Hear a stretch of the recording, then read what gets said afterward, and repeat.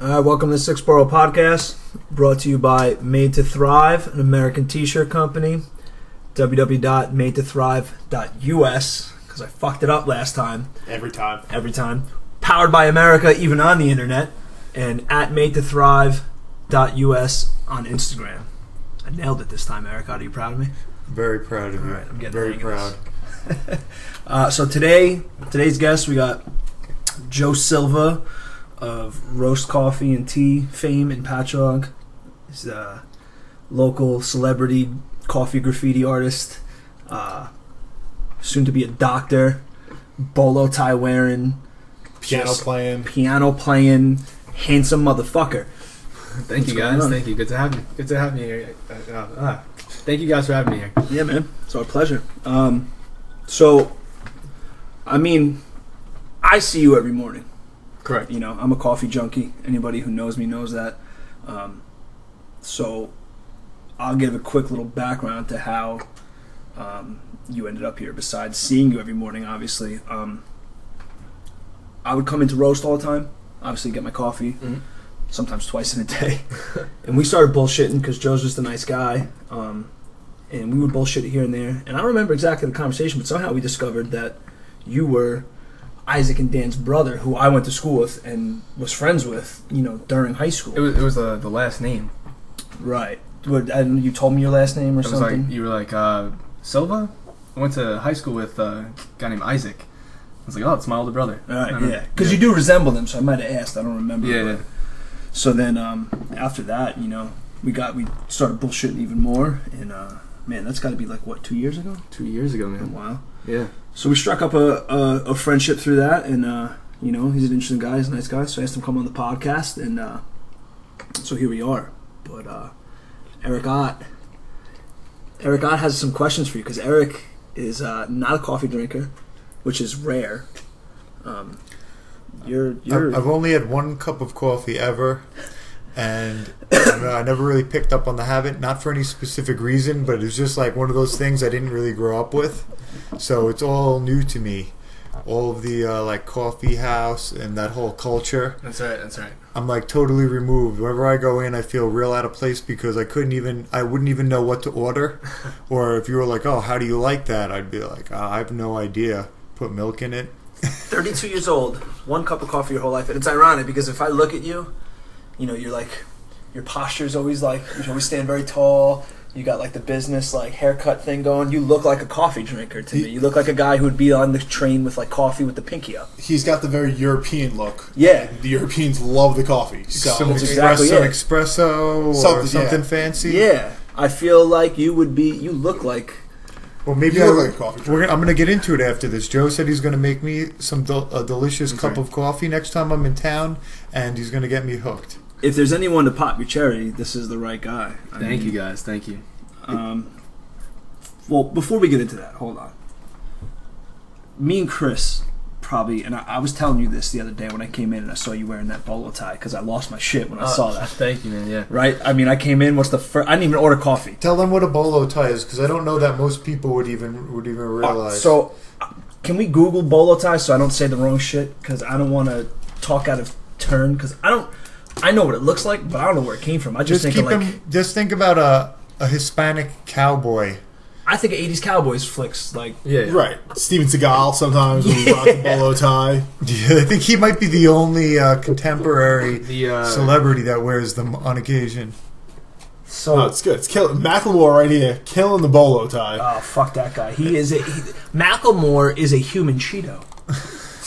That's what that guy is. I don't even know what that I'll means. go more like old Western. Old Western. Like That's Clint what I'm Eastwood. thinking. Clint Eastwood right here, Yeah. rocking the bolo tie, That's what killing you think it. of Westerns. Like John Wayne. So I guess... Essentially, it's a long leather string Philip that people Rivers- wear around their neck with from a the small bolo tie. medallion that holds it together. And you wear it around your neck similar to a tie.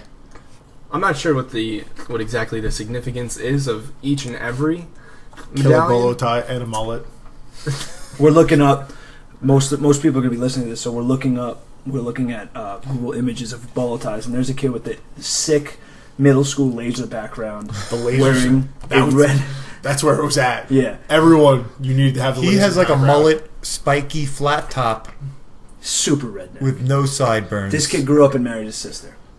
No doubt about it. In a trailer. Joe makes it look classy.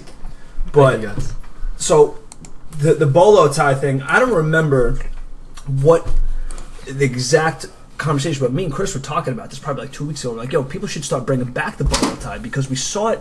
I think we were watching the Seagal movie, actually. I believe we were watching Hard to Kill. That's it. That's exactly what it was. Hard to Kill. We were watching Hard to Kill, and Seagal was rocking the bolo tie, and me and him were sitting. This is when I was sick. I had the flu. I was like delirious, and I might have been a little bit drunk too. You have to be a little bit drunk and delirious to sit down and really say, like, yeah, I'm going to watch a Steven Seagal flick this afternoon. In a quick timeout, back when D-Rock and I worked at Sprint, we came up with the ideas of Seagal Marathon, Van Damme Marathon. Went out and actually bought the movies. Cause we did it on a snow day. We did. Snow day, Seagal, Van Damme.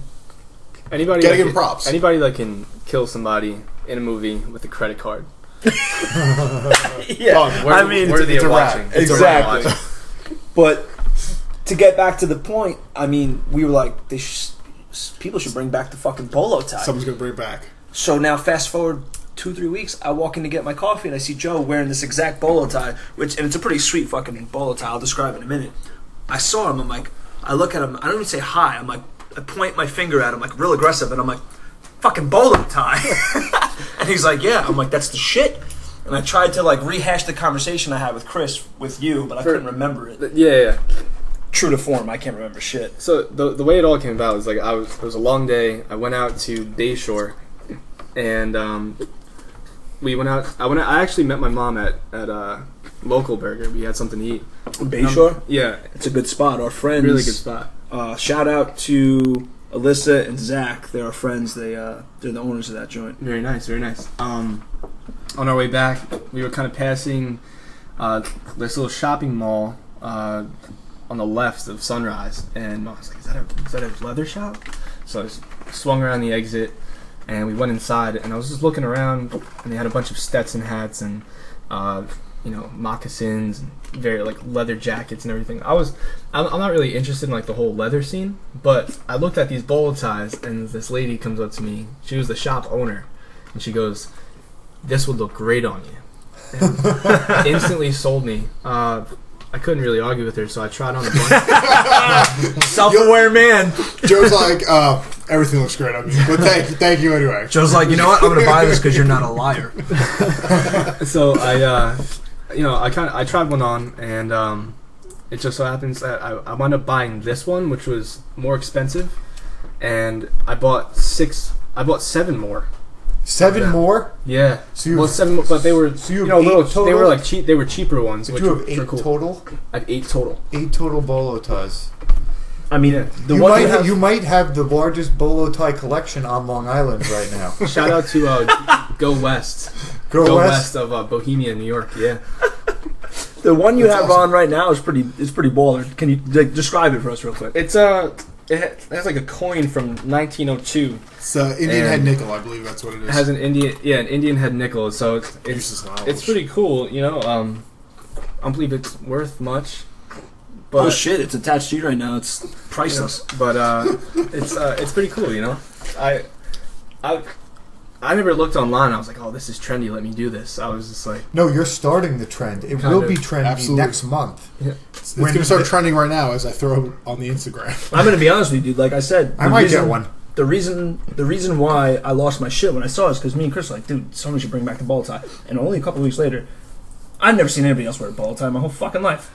You're wearing it. I'm like, you gotta be fucking kidding me. This is amazing. Well, you see now they've brought back, like, there's women wearing top hats. If you go out in Brooklyn and, like... The top hats, yeah, the flat top? Yep. The flat brim hat? There's people wearing everything if you go out in Brooklyn. Tommy D is wearing the bolo hats. The hell's that? Those, like, derby type hats. The bowler hats. Like, all of that stuff came back in wingtip shoes, so why not the bolo? Let's just bump it up another 100 years to, like, the Western times. Joe's doing it with style. He's not doing it because he's trying to be ironic, though. Let's make that clear distinction. You make it look good. Like, honestly, I'm not gonna lie.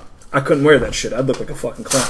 I think you could wear it, Dave. I think you could wear it. I think you should wear it. I think we all should. Or like, I mean, I'll do it if we go out one night. I'll do it. We'll be the bolo crew, but it ain't gonna look good. Like, you know, I'm not getting any phone numbers.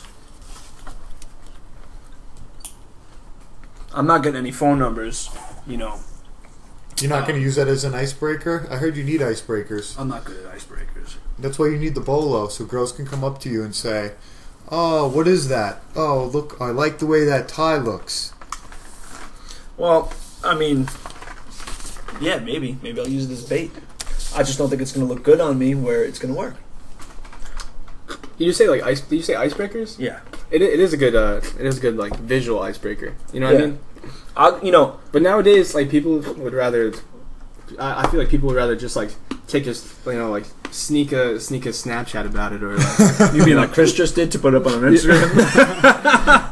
or they would like take a picture of it and then tweet it. You know what I mean? And then never actually come up to you and like formally say, "Oh, like is that a bolo tie?" You know? Well, yeah, you got a point. That could be the case, but I think it is a conversation starter. You know? Absolutely. Has it happened yet? Other than me? I actually had about the night I was in after I saw Dave, and he came in and he was like, "Dude, is that a bolo tie?" I had about 12 to 13 other customers that came in that day and were like, "I can't believe you're wearing one." How many were female? About 9 of them. There you go. So there you have it. If you're single, you're in your 20s or early 30s, you need to get a bolo tie. I'm going to put a disclaimer out there on this. You need to have a certain look. Yeah, I don't know if everybody can do it. I think Joe pulls it off. But if you want to roll the dice, you only got one life, so rock that fucking bolo tie. So Just don't come to roast because you'll be embarrassed. That's true. You'll be the second best looking guy with a bolo tie every time. So now that we got that shit out of the way, because let's get back to coffee because I got a lot of questions about this stuff. You're in the driver's seat for this one because you're the one who needs the knowledge. So dig in. So I'm like picturing in my mind, like you're sort of like the heroin dealer or the crack dealer of Patchogue. You're like delving out the legal fix to everyone.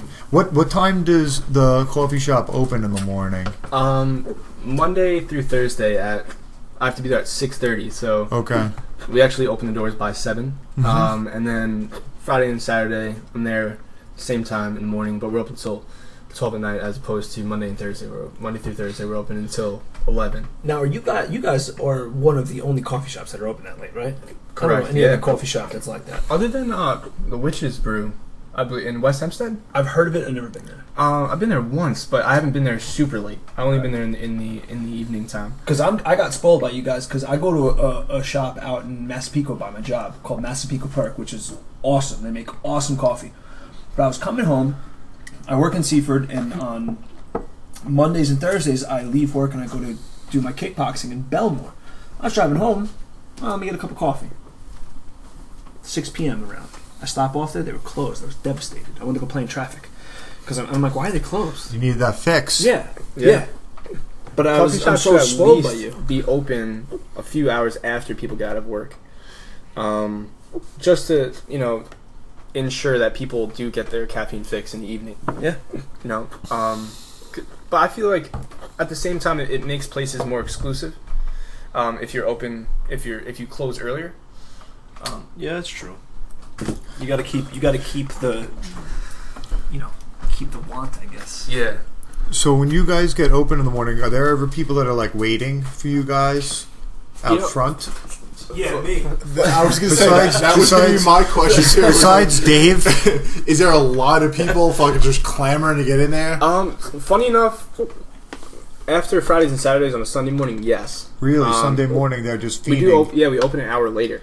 Okay. So it's I don't know. So they gotta adjust their schedules accordingly. They're like, oh man, I'm gonna be feeling it. I'm gonna be chasing the dragon early Sunday morning. The coffee shop just doesn't open in time for me to get my fix. Yeah, we do have the occasional chasing the dragon.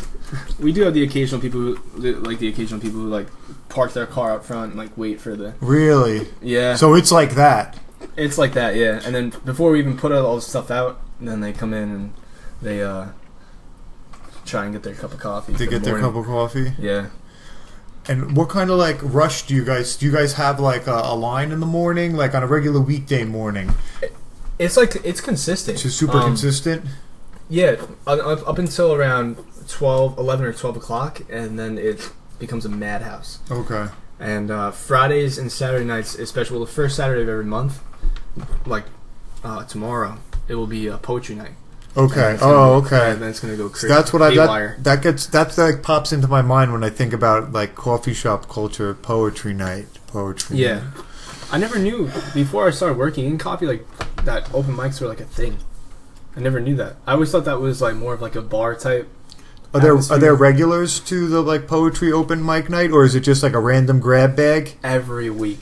It's super random, or It's usually we have the host, okay. and the host plays a set, and then we have other people that come on, and the usuals that come in every week and they perform. Are some of them like really good, and are others like not so good, or just like horrible, Well, or strange rather? Yeah, like how miserable is it working during that? oh man, my head kills me afterwards. Like, Because you're just like, oh man, I've just had to listen to like what all these randoms that are high on caffeine think. yeah, Like Facebook's bad enough, but at least you can not look at it. exactly. Yeah, you can't hide the open mic feed when you're in person. But it's good. It makes for some good Snapchat stories. And I'm sure. Maybe Snapchat. Google Glasses can work on that one day. You can put on Google Glasses and just hide reality that's in front of you. that's not a bad idea, man. You think we said they'll have like some noise cancellation feature that's like white noise. You just hit a button, it's like shh. I can't hear anything that's more than 7 feet away. I think we've actually experienced that at Taproom at one night with the Samsung VR glasses. Yeah. That's it. You just When tune right it gets out. of your fucking mind, boom, pop your That's the phone thing in. that like you put your slide your Cell phone phone into. into, yeah. That's that thing. It's Wow. pretty cool. We all got to use it one night a couple of weeks ago. A guy had it at a place we were hanging out at, and we all went for a roller coaster ride and swam in the shark Swam tank. with some sharks and shit. It's pretty fucking cool. That's nuts, man. Definitely worth a couple $100 to have as like something at like a party. If you have a bunch of friends over or family over, everyone wants to give the thing a try, and it's a blast. Or if you have a shitty night at work. You have to escape from somebody you're reading working some real open mic terrible night. poetry. Yeah. I can imagine how you feel during that, because I imagine it's how you and I feel, and probably you had to have felt at certain points working the bar scene when if there's like a shitty DJ or a shitty band playing and you're stuck there working, and it's like, holy shit, this is just miserable. Or like a karaoke night at a bar. Yeah, Right. karaoke There have night. been times where I went to a brick house after like a Friday night shift, and there are people doing karaoke in the middle of, I guess, a band playing, and it is just like. You go across the street, you're like, I'm gonna go get a drink somewhere else. I just try and go out, like, innocent. It's very innocent. Like, I try to just go out after work and get just one beer and then head home. Ease into my night, ease into like my bedtime. Karaoke doesn't mesh well with that bolo tie. It doesn't work out. Yeah, you can't be swagging that thing around when there's karaoke going on. Well, I mean, you know what karaoke means, right? Tone deaf. Yeah, Shabby's in for tone Japanese, deaf. yeah. Oh, really? That is what it That's- means. Yeah, what it that's what means. karaoke means. Really? Yeah. We should do karaoke one night. I think all of us. No fucking way. No chance. I'll give it I'll a have to whirl. get real fucking drunk. Here's the Don't be thing. cowards. Of course we'll be drunk. It's not that I don't have. It's not that I have too much self-respect to do that. It's that I respect other people too much You have no to not put them through. Yeah, You don't want to punish anyone. you have no self-respect. Come on. Have you ever gone to a karaoke spot? Not intentionally. Oh, it's actually like quite entertaining sometimes, especially if you go to like a place like that's an actual karaoke bar that's established, because That's a thing. There's established karaoke. there are There are some places that are like. Isn't that big in other serious. countries? That's big in other in countries. Asia. It's right? huge. Yeah. Asia Yeah, is huge. huge. How did we adapt that? I as a don't culture? know. Because we adapt to everything. We assimilate everything. We We adapted just when- take it. When we adapted alcohol, then that kind Exactly. of came along. Yeah. Give us your Yeah. coffee. Give us your alcohol. I will take the karaoke too. Exactly. If you go to like an established karaoke night, I know there used to be one at Viva Juan's, which is a Mexican restaurant. I've been there for those, and I want to blow my brains out. Well, some people are very good, and There are then some people the that rest just of them are like us that are drunk and just yelling out the lyrics to Enter Sandman or whatever rock song from the 90s Let's that be we honest, can think of. It's probably Bon Jovi every time. Living on a Prayer. Or Journey. See, I wouldn't mind that Journey nearly too. as much, but every experience, this is why I hate karaoke, because every experience of mine is usually some drunk idiot butchering a song that I already hate. That, like, the song itself, when sung correctly, Well, Dave, you I don't like. gotta sing that song then right after, Yeah. but you have to sing it better. Well, I can't sing. Maybe you should practice. I can't sing or dance. We'll set it up afterwards. It's not gonna happen. Yeah. Dave, Yarborough and I are going to pay for your lessons. We're going to get you a voice It's not coach. karaoke then. It's not Voice karaoke. coach. Voice coach. We're going to get you a voice coach. And also, FYI, you were doing exactly what our last guest and Skanga also did. You're pointing to me. You're pointing to Eric in reference to a story. No one can see us yet.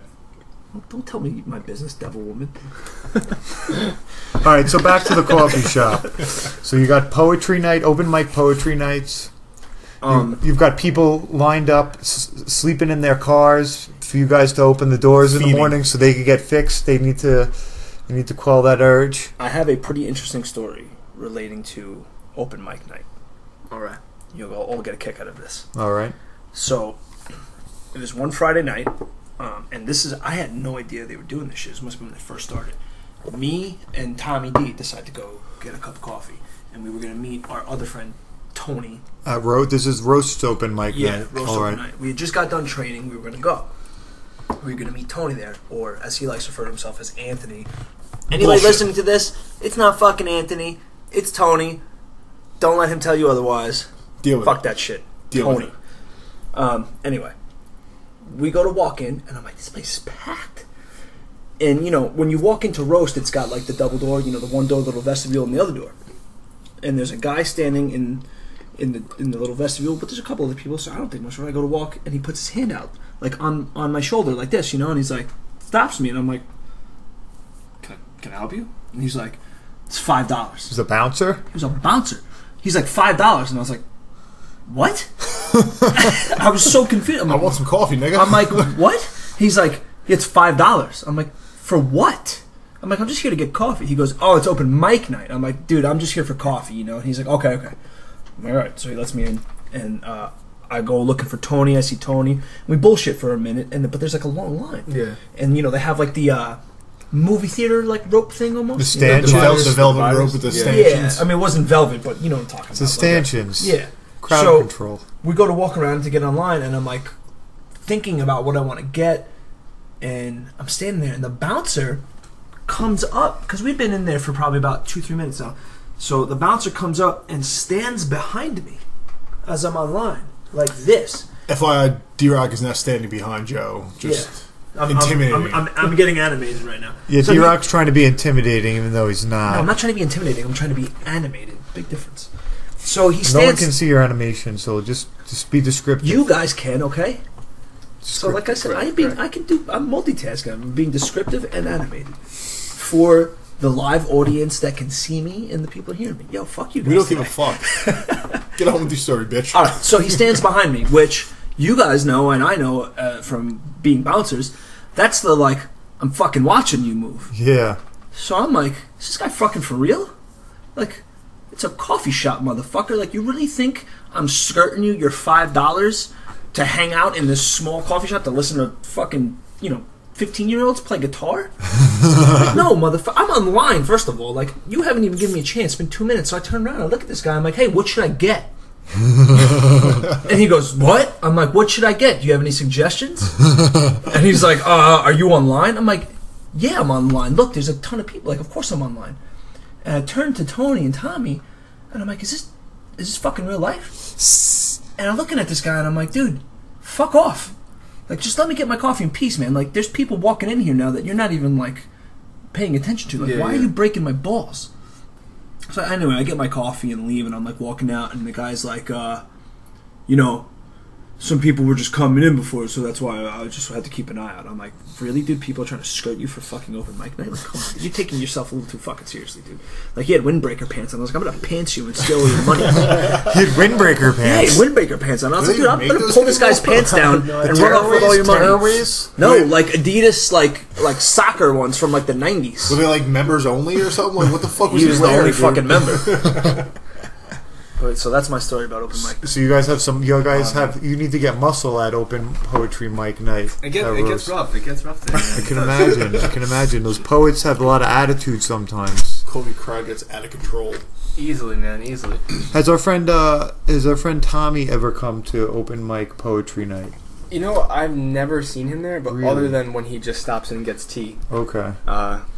Maybe Maybe we're gonna have to mention this to Tommy D, so that maybe we'll all go to poetry open mic night. We'll pay our $5 and we'll listen to him spout some lines of prose. It's only $2 now, so it's Well, I think that was part of the issue. it's Like, deflation. because I don't think it was actually $5. Do you think he was trying to shake you down because he looked like he's like, I get 5 out of this guy. I'll pocket 3 and put 2 to the door. I couldn't believe it. Like, I don't know, because I remember Tony being like, dude, the cup of coffee you're getting is more expensive than the cost of the open mic night. Like, what are you doing? Like, I'm spending Yeah. more money on the coffee than I am to, like, fuck off. Yeah. Ridiculous. But I'm not paying $5 to listen to Tommy either. Fuck that. We have to listen to Tommy for free. I'm not fucking paying for that shit. Just kidding, Tommy. I love you. We love you. We'll have you back on soon. So what nights are open mic night, or one night? It used to be every Tuesday and Friday. Okay. Now it's just Friday. Okay, Fridays. Yeah, every Friday night. Gotcha. So, some more questions about coffee. I heard that you make artwork in the top of your glasses of coffee that you serve, and I saw a picture actually, and it was quite impressive. Of, Latte art, yeah. Yeah. The whole spirit. You know what the funny thing is they actually sent people to coffee school, and Coffee school? Coffee school, yeah. They buy you a ticket and you go out and you learn how to, froth your milk or pour your lattes, pull espresso shots, and the whole 9. I feel like I want to do that just because. Yeah. Just to say, I went to coffee school. Yeah, right. So Did you go? No, I never went. Okay. But you're killing it anyway. My big thing was I can make a pretty badass latte, and latte art. Put latte art on top of it from YouTube. Really? You know. And what is the latte? Is that just with cream? I just kinda had to learn Is on it my own. cream, or explain the process So of making an actual design? So, in a standard small latte, you'll have it's a 12-ounce cup. Mm-hmm. So you're gonna put 1 ounce of espresso in. Everyone does it different. People put 2 shots in. I usually pull 2 half shots and put it in. It's a little bit thicker on the crema and taste. And when you after you pour it in, you froth your milk, pour 11 ounces of milk, and make a cool little design on top. So, you learned this? Holy shit. We gotta mention this. Can't go without mentioning. What the fuck? Why is it that we're always killing fucking bugs on this podcast? There was a bug that flew in. I had the door open, a bug flew in, it was flying around. And Eric Ott just Mr. Miyagi that thing and caught it out of thin air with his fucking fingers. That was impressive. That was pretty nuts. And it just started monsooning outside. Random downpour. Don't desecrate the microphone. What is wrong with you, Arcot? We're gonna have to edit all this out. No, we don't. We'll have to edit that out. That was impressive. That was worth mentioning. No one cares about killing bugs. Yeah, so continue with the latte. Latte art. I'm actually really interested in this because the pattern and like the designs that you put in the top, it doesn't seem like it's something that's feasible to do in liquids. So, a lot of people ask me, they say, "Oh, is that like? Do you just end up with your coffee? Does it come with that? Is it just how it's poured?" Mm-hmm. And I want to say, obviously, fucking not. But yeah, obviously there's not a perfectly symmetrical geographic shape in the top of your coffee. Like you would get the by same thing chance. if you poured soda or water, like right. So Joe, if you ever do that, could you please make sure you're Snapchatting it or recording it, just so we can see the response on their face? not a call. Yeah, absolutely. But you get 1 ounce of espresso, and then you froth your milk, and then you pour 11 ounces of steamed froth milk on top of it, and you kind of want to like start from a higher angle, and you want to pour into like the center, like the epicenter of the espresso, which is how you funnel all the milk under the espresso to keep that crema layer on top. And as you pour it, when it's about halfway, you want to kind of get closer to it, and then kind of do like a motion where like you kind of either move your wrist and tilt the cup so it doesn't flow over the side of the cup. Were you artistically inclined before any of this? No. I was more musically inclined than anything else, and I never thought I would be good at all in coffee. I never knew that I could excel in a certain way or in a certain field in coffee, like, oh, he's good at latte art, or he's good at making a good drink, Right. But the thing is too is like anyone can make a pretty drink, but it's about like the good ratios that actually make it taste well alongside having a pretty drink. Yeah, that's pretty interesting, because I would have thought, because I don't have an artistic bone in my body, so I would have thought you might have been artistically inclined to learn something like that off of fucking YouTube. It's pretty impressive. Yeah, it's I figured like there was no one to actually teach me. So, and I didn't go to coffee school, and I didn't think that I would have another opportunity to go. So I just kind of had to learn it on my own, That's pretty impressive. That's real impressive. Thank you. So you can make different designs. Do you have like a signature design that you usually make, or like a go-to? Like some of these that we're looking at online are pretty impressive, like some faces, some flower designs, some hearts. Yeah, look at some real interesting portraits. Look, there's a cat. I expected to see some cats. I'll more likely make like a tulip, like the one or Like this one, like the hearts. Yeah. What's it called? The tulip. Yeah, like a stacked tulip or something like that. Okay.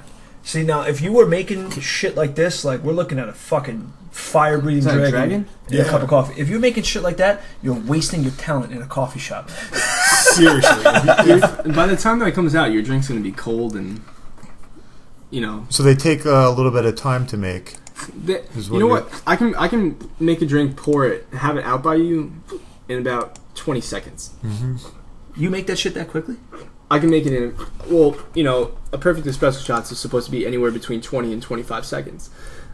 So after that, I can probably get your drink out in about 10 to 15. So you don't make this in, like, you couldn't do this for my coffee? Oh yeah, I could easily do that for your coffee. I want it next time. Deal. Every time we come in, we actually want our logo, the 6th Borough podcast logo. Or a bolo tie. Make a bolo tie with the coffee. But some of these are pretty insane. People are super talented. See, now we're looking at Google images of like all this latte art. I wonder how much of this is bullshit, though. Like, I feel like some of this has got to be fucking bullshit. yeah, like how much of this is like Photoshop bullshit? Like we're looking at a minion right now, and it's there are some like like if you see like letters in like cinnamon or something like that, like it looks like, oh, is that cinnamon? How those letters so perfect? It's a stencil, yeah. Like people are gonna be putting stencils bullshit out there. Is this stuff like people just like trying to show off? Like nobody ordered this and they made that for their drink. They just did it to do it. Like you said, it would be too much time, and the coffee would be cold. There's a possibility, like this perfect example. It's a car that's over. It looks like overflowing foam, but they made it into a car. Yeah, it looks like no one graham ordered that crackers shit or something like that. Yeah, no one ordered that shit. Yeah. Okay. So it's just people showing off just to... I mean, I appreciate it, but no, it's not like somebody coming in at 7 in the morning and that shit's not happening. Yeah. You mean you didn't get the Hello Kitty 3D art fucking latte? That definitely was from Japan. Look, You know what? yeah, it If says in that's- Tokyo. If that's from Japan or Tokyo, correct? That's Yeah. definitely being drank after Somebody's I'm sure, crushing that 100%. before they get on stage to butcher a Taylor Swift song in karaoke. It's some Japanese powerful businessman is drinking that Hello Kitty coffee. He's not drinking. He's jerking off into it. Let's be honest. Right? They do some fucked up shit over there. I actually have a friend that works for Hello Kitty in New York. Yeah, Really? my friend. She's actually my friend's Is he fiance. getting lattes like that? No, it's a she. It's a she. Getting Yeah, lattes like that. I don't know. I'm sure I'm gonna have to ask her about it. What is Hello Kitty anyway? Like, Like I don't even like. I know I've heard it, but like, what are they? It's Japanese anime. It's been around for probably it's a TV show, like 15 years. I'm sure it was a TV show at one point, but like it was like one of those animes that like caught hold over here. It's just cute little girl stuff of these little cats that do funny things, and they merchandise the hell out of it. Yeah, I thought it was just merchandise. The guy that owns it is actually from New York. There's cats and animals and shit like that. And like, I dated a girl that was fucking into them. You know, this is a weird point in my life. I never thought I'd be having a conversation about Hello Kitty. I'm like real into Hello Kitty, so. You're into Hello Kitty, but not coffee. Not coffee. Doesn't surprise me. Kind of fucking. I shouldn't say real into. I'll just say casually into Hello Kitty. I know a little bit about it. He's got a backpack. I do. I got the cell phone case on my Samsung. That's Maru. I'm gonna get you a Hello Kitty coffee mug. That's maybe I'll be my first glass. All right. So. Terrifying. How old are you, Joe? 20. Just turned 22 in March. Just turned 22. All right. So how long you been working at Roast, and how did you end up working there? Almost 3 years. I was just searching for a job, and I knew some kid who worked there, and I just applied, sent in my resume, and sent in a little bit about myself, and I got an interview, and I had a bunch of weird looks coming from behind the counter, like, are we hiring this kid or are we not hiring this kid?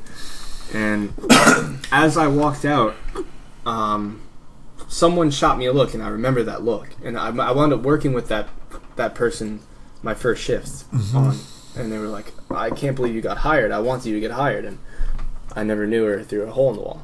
Why couldn't she believe that you got hired? Did she want to sleep with you? I don't know though. Good for you. She probably does. Pretty safe. It's pretty safe. Yeah, I'd have to say so. Look at that bolo tie. Yeah. Now, did you want to work in a coffee shop, or you just were looking for anywhere that would hire you? You know, I kind of figured, like, let me do something that's like a trade, right? So, you know, I wanted to become good at something, and at first I was like, wow, I'm definitely gonna be shitty at this. And,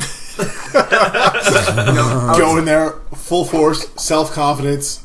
I'm gonna be shitty at this. You know, it's kind of like surfing. You always picture yourself like, oh yeah, I'm gonna be like badass riding a wave, you know, and then you actually show up and you're like, I've bit off more than I can chew. Yeah, and you're eating sand and getting that tossed around. Yeah, it can go with a lot of things though, you know. So, you know, I thought, you know, I was gonna be really good at this and had the apron and had this whole idea in my head, and I struggled with it for a while. Apron? I've never seen you wear an apron once. I used to wear aprons. Yo, he's like, I'm too fucking gangster for aprons. Fuck this shit. You know, I might have thought twice about talking to you if you had an apron on. If you wore an apron instead of a bolo tie, you would be on this fucking podcast right now. Yeah, the two don't match. The two don't mix, so you can't wear an apron and a bolo tie. So you've been there 3 years now. I'd say you're pretty much a staple there. I mean, I don't know anybody that goes there that doesn't know you, and like the general consensus, and I agree with it, is like everyone goes, "Oh, Joe, man, nicest guy ever." Like, you know, and so what's your plan? Like, you know, are you? I know that you, just through our conversations, through being friendly with you, you're going to medical school and all that stuff. So, correct. like, what's your plan? You're gonna work here just till you're done with school and everything? Like, what's the idea? I'm young enough where like I don't know. I kind of just want to, you know, see where it goes. I want to just see where all that goes, and, you know, just kind of not really ride it out, but at the same time, like, ride it out, you know? Experience the life, see where it takes you. Yeah, like, you know, if any opportunities come, I'm opportunistic, so if something comes along the way, and I see an avenue, like, sure, you can open your own coffee shop now, or like, you know, you've saved up enough money, or if I meet someone through there and they hand it down, you know. You know the name of the coffee shop, right? If you open it, you know what it has to be, right? It has to be like a cup of Joe. Damn it! That's even. You might have just fucking totally blew my idea out of the water. I was gonna say Bolo Coffee, but fucking cup of Joe. See, now you say Bolo Coffee, it's more Bolo trendy. Joe's. But a cup of Joe is fucking that kills it. Yeah, that wins. He killed you. Yeah, he's been thinking about it. Yeah. But we're actually replacing D-Rock on the podcast now. Later, guys. I'm out. But yeah, it's been quite the ride there though. I'm happy. I'm happy with where I'm at, and like D-Rock just said, you know, people come in and they say like they know me. It's the weirdest story though when I was. Love weird It stories. was about 8:30 a.m. on a Tuesday morning when I worked, and I see my manager talking to the bank lady, and the bank lady comes over, and she's like, So, for anybody that doesn't know, Roast is attached to a bank. Bridgehampton National. Okay. Yeah, it's the same building, and it's got like a little divider, and you can enter the coffee shop through the bank on the back end. So it's kind of like a weird Yeah. dynamic, I guess, they have going on for you guys more than anything else. So Yeah. Go ahead. So it's about 8:30 in the morning, and I'm just kind of getting my feet wet for the day. And we had this lady come over, and we had a couple of women walk through, and it was during the summertime, and we had a couple of women walk through, and the lady comes over, and she's like, "Those women that walked through, I heard them talking about you." I'm like, "Well, that can't be good, you know?" That's my first thought. And she goes, "No, like we hear this all the time. We hear women or ladies come through and they talk about you." And I thought that was like the weirdest thing, and I was like, "There's no way that's possible." She goes, "Yeah, You're just being modest now, Joe. You're not fooling anybody. She goes, you have a fan club." And it just so happens, like my manager and like my coworkers say, like, it's Joe's fan club now. It doesn't shock me. It's weird. That doesn't shock me. So you're Weird. like a real good employee to have because the women come to buy coffee just to see you. It was and also the So maybe he needs a raise, guys. He's bringing business in. Bringing in that business. He's bringing that butt business in. Getting all the nice butts in there to buy coffee. That's priceless. also did you see the whole raffle thing? The win a date with Joe. It was for a good cause. It was I for did not see that. It was When did this So they're happen? pimping you out as well for charity. They better be paying you good, man. Shit. They're pimping you out. You're bringing in customers. Jesus. Give this man a raise. yeah, it was win a date with Joe, and had a pretty fair amount of tickets in there. So, who won the date? Actually, some guy that I know won the date. No, he's You gotta tell this story. So this is even better. for the record. So none of the women in your fan club got to actually win the How date. many pissed off women were there for that? I have no idea. I had one. When someone comes, when you pass somebody and you see that look on their face, like they want to ask you something. Yeah. Like, oh, what's going on? Did you pick the name yet? I kind of got that from some women that came in. That's funny as hell. You should have been like, hey, if you're upset about it, you can pay me and I'll go out on a date with you. There you go, man. It's like a male escort. Fucking Joe Bigelow. But yeah, it was funny though. It was cool that he won because he called. He goes, I'm going to win. He's like, I'm just gonna drop one ticket and I'm gonna win. Who is this guy and why did he His name is- enter the raffle? His name is Brian, and he works at O'Neill's, so it's the pawn shop on the corner. Okay. And I've known him for about 2 years now, and Is he a regular in there? he's a regular in there. So he's like, if you win, we'll just go grab a beer. That's it. Like, okay, cool. And And with he his dropped one ticket in there? he won. I picked his name. Yeah, it was the weirdest thing. Did he try to take advantage of you on your date? No, we haven't even gone. We haven't even Okay. So Be careful. I actually have a pretty funny story that resembles this. So probably almost 10 years ago now, maybe, right, Chris? About 10 years. You know the story you're about to tell, right? Oh, I know the story. A mutual friend of ours, this girl Donna, who we knew, she put together a bachelor auction to raise money for cancer. So me and a bunch of my friends, we did it. Tony did it with me. Wow. So many stories about this. So many stories about Bachelor. that. Oh my god. I won't ether Tony about what he did for this. So I didn't really take it very seriously. A couple of our friends got pretty dialed up. I showed up in flip-flops, jeans, and a dress shirt completely untucked with my tie not even done, and I got blackout drunk essentially. And Which was a normal situation for D-Rock at Nutty Irishman. yeah, at that point. Bayshore, yeah. Yeah. So, I think I was maybe 22, 23 at the most at this point. Yeah. So, I get on stage at the Nutty, and I don't know if you've ever been to the Nutty Irishman at Bayshore. It's closed now. No, never did. Okay, so it was a pretty big place that a legit, pretty large stage. Yeah. Wow. And So I get on stage and they have like all like the stage lights. You can't see out of the crowd. There was actually a pretty decent amount of people there, which was surprising. It was. I remember I was working. Yeah. So, and I was like kind of towards the end, and a lot of my friends had gone up, and a lot of it was like quick. Like it wasn't a whole lot of money going around. It was like $50, $60. I think our one friend Dave, another good kid Dave at the time, he went up and he got like I think like $125, which was like pretty big cash. Yeah, some girl bought him for like $125. He was like the big winner at that point. So I get up there and you can't see out into the crowd, so I have no idea who's bidding. And all of a sudden, dude, we're up to like $150, and I'm like, what the fuck is going on right now? So it starts running through my brain. I'm like, who the fuck is bidding right now? Like I'm imagining some big fat gross woman like bidding on me. So anyway, all of a sudden, I don't remember what the price that I went for. It's like close to $200. Yeah.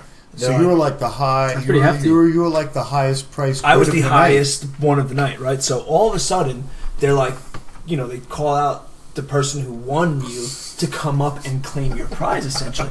And I look over on the side and I see all my friends, because it was me and a bunch of my friends, like at least 10 of them. They're all pissing their pants, laughing. And what the fuck is going on? So I imagine this like gross, fat, like big, like 40-year-old woman who's just like gonna rape the shit out of you. Who comes running up to the stage, like arms stretched out wide, like the scene in a movie where like like two lovers are running to each other in a field? Fucking Butch. Who will be a guest at some point, but Butch got into a bidding war with another one of our other friends, my friend Cheryl. They got into a bidding war, and Butch and his girlfriend at the time outbid her and won me. And Butch carried me off the stage like I was a child. It was the funniest thing.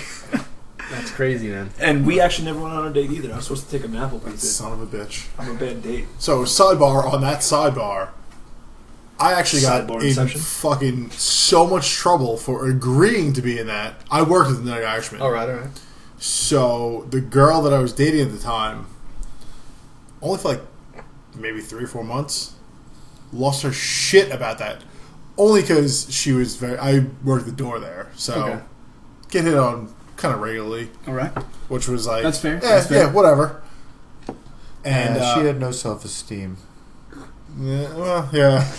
She just couldn't deal with the fact that you were going to auction yourself off for charity and you were going to meet the girl of your dreams, and that was going to be it. I think it was less than that. She had a problem with the girls that were putting it on. Yeah.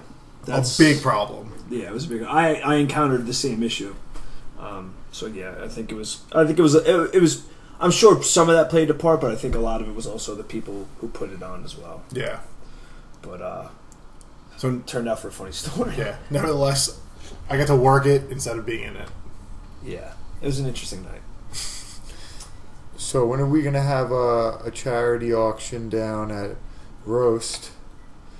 We're gonna have to have one to raise money for something.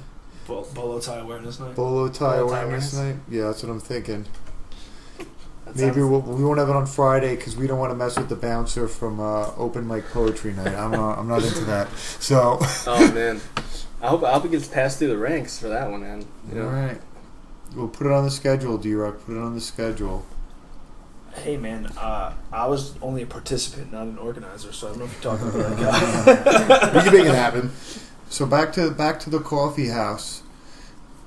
Do you have any people that come in that are like deranged about their coffee, like they want it some specific way every time, and if it's not like utterly perfect, they can't have it? Or say like they're used to having you make their coffee and you're not there, or you're doing something else. Are they like, nah, wait for Joe?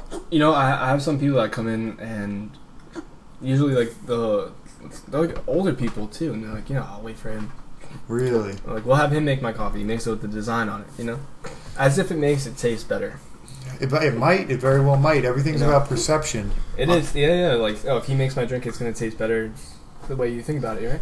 I got that too. I mean, I go to this local place by me and I get this chicken sandwich, and if the one cook is there, I know that this is gonna be like that chicken sandwich that I close my eyes and I try to forget where I am right now. That you dream about. That I dream about. Like, when you can't fall asleep, you're like, oh, yep, chicken sandwich.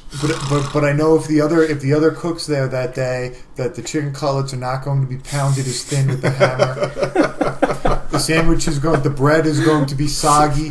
It's like, I know that other chef just They didn't doesn't put that give a right shit. special sauce in there. And I like almost think like I joke about it with my wife or my friends that know about this chicken sandwich because there's a handful This is not of a them joke. that do. This is a serious This matter. is- Dude, let's not lie.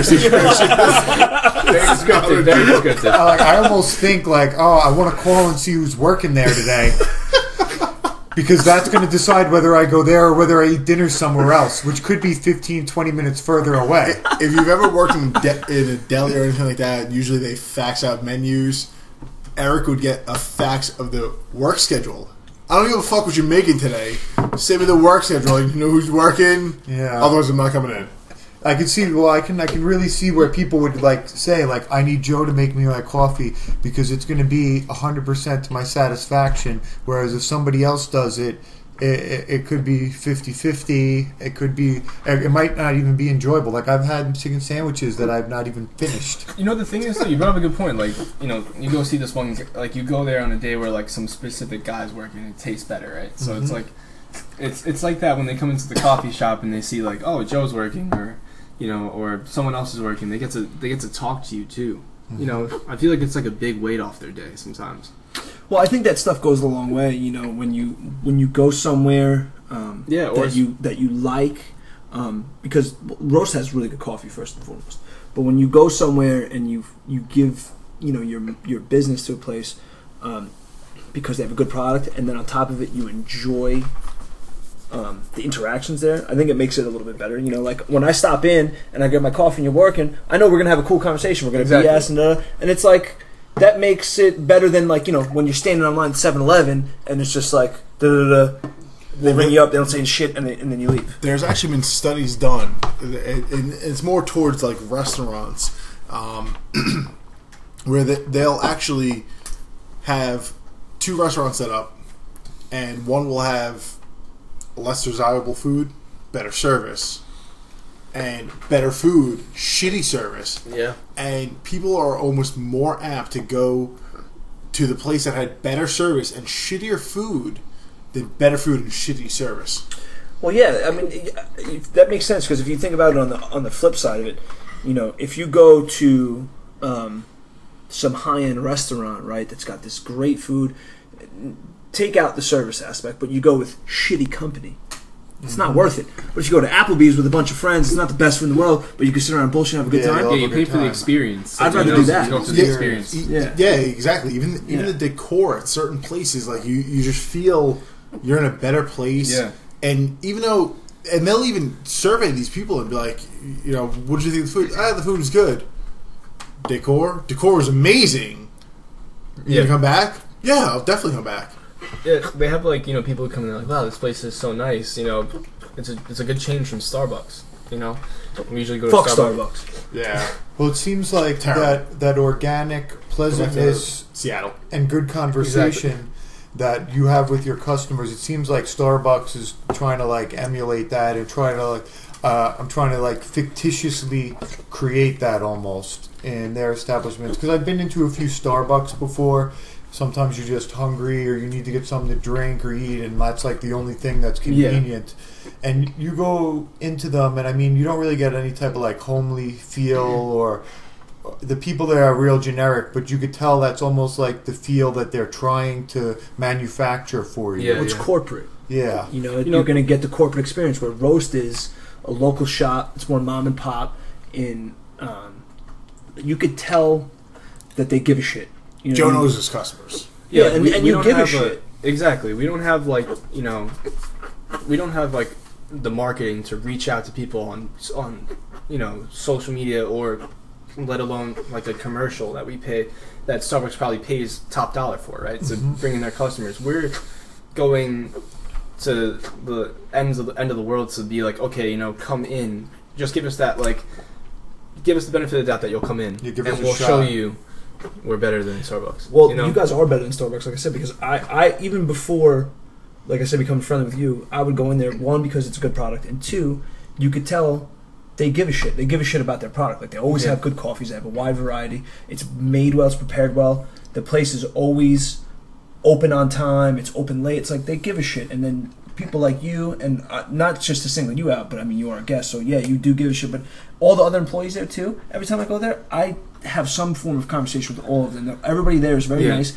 and gives a shit. So I think it's never a bad experience. No, that goes a long way. Yeah. You know what I mean? So that has value, and I think.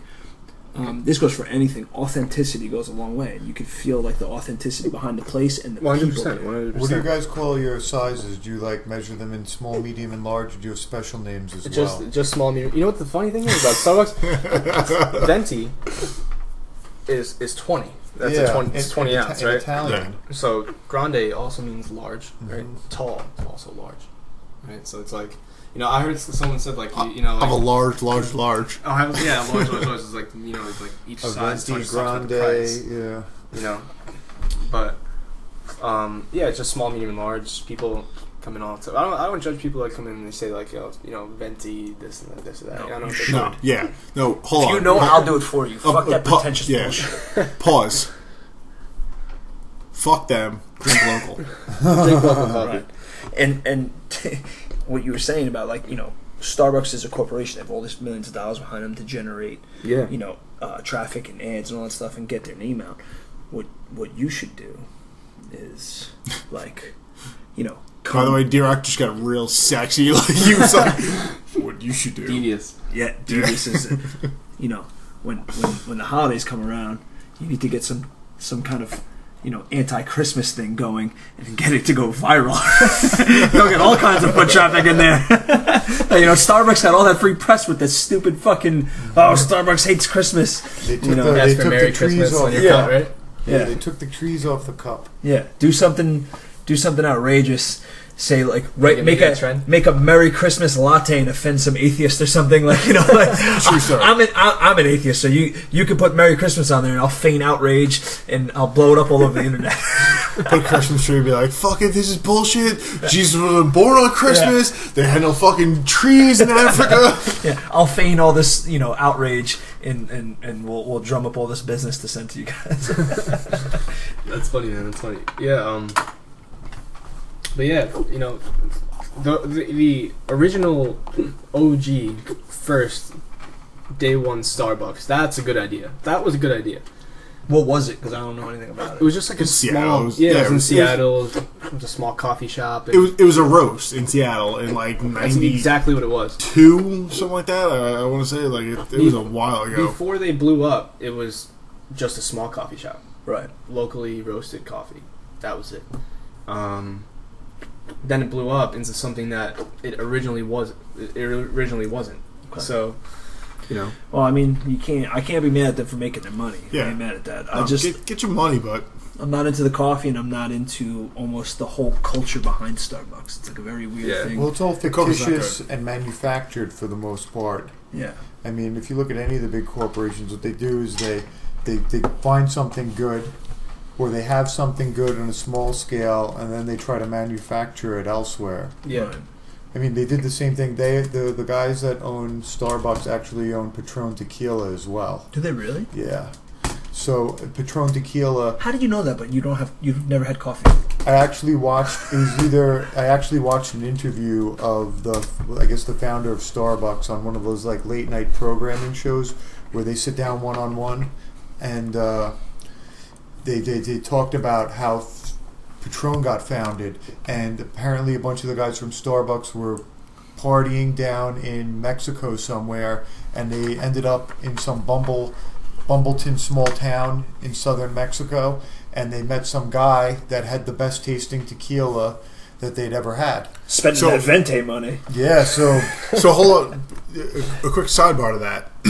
So I used to work as a bartender, high-end country club, and I was talking to liquor distributors here in New York, and what they found out was that guy that owned the distillery, so it might even be up till this day now, they don't actually have a distillery. They buy tequila from different manufacturers. And Was it blend Cuervo, Don Julio, all these other 1800, like, they'll buy their tequila and they mix together. Wow. You can do that? Like, Yeah. there's not like a... Well, because it's not Don Julio's, it's not Jose Cuervo's, it's not this person's. It's like Costco vodka. So that's Grey Goose. Oh, really? Or Is it really? or Kirkland beer. That's Sam Adams. Yeah. So there's a lot. So there's a lot behind this. I don't know what it is. Stuff. Well, Yeah. here's the God thing. damn it. You know what? There's so many things that you taste and you use, and it's the exact same fucking thing all the time. I have two quick things, really. Because, one, do you really think that all those companies, like mega company, Target, Walmart, you really think they own a flour distillery? You think they own a sugar refinery? You think they own a coffee? You think they own all these different things? They don't. They buy them. They repackage them because it's the difference of. So say you're whatever Robitussin. Okay, now you're Waltussin? Now you're competing with I like CVS. that. I like that generic Tussin better than the Robitussin. It's just, I could almost guarantee it's probably the fucking same goddamn thing. Oh, it's in not. my It opinion. tastes delicious. In my opinion, yeah, they may Regular Tussin tastes delicious. They may add 2 more tablespoons of sugar. That makes the difference. So, but in all honesty, this may be my opinion, but in all honesty, you think Target owns a company they're just buying the scraps from somebody else and rebranding it's it. the same exact It's product. like all the generic gas stations. Like we have Exactly. Shell, we have Mobil, and we used to have Hess. They all own refineries. They buy their own raw product and they make it. But once in a while, they get a reject batch of a few million gallons on a tanker truck that didn't come out with the same proprietary blend, and that's what happens to show up at OK Petroleum for 15 cents less a gallon. Even besides that, though, there's only, I believe it's 3 oil refineries in the Northeast. So all that gas that they claim is different or changed, if you ever see them pull in, it's the same gas. They're not refining the gas at that gas station. There's only 3 different truck companies that deliver this stuff. I didn't know that. Yeah, dude. So they pull in. And I put 87 in every time. So That's it. That's all I do too. It's whole bullshit. You could go to the dollar store and buy a $1 fucking fuel injector cleaner, and it's the same shit that they put in to make their gas fucking 45 cents more a they gallon. like the bullshit with HDMI cables when they first came out. Oh, dude, they still do that shit. I went to a local big box distributor as we were setting up our projector for one of the recent UFC fights. This fucking guy tried to sell me a $65 HDMI cable. I'm like, yo, guy, listen, I don't give a don't try and sell me.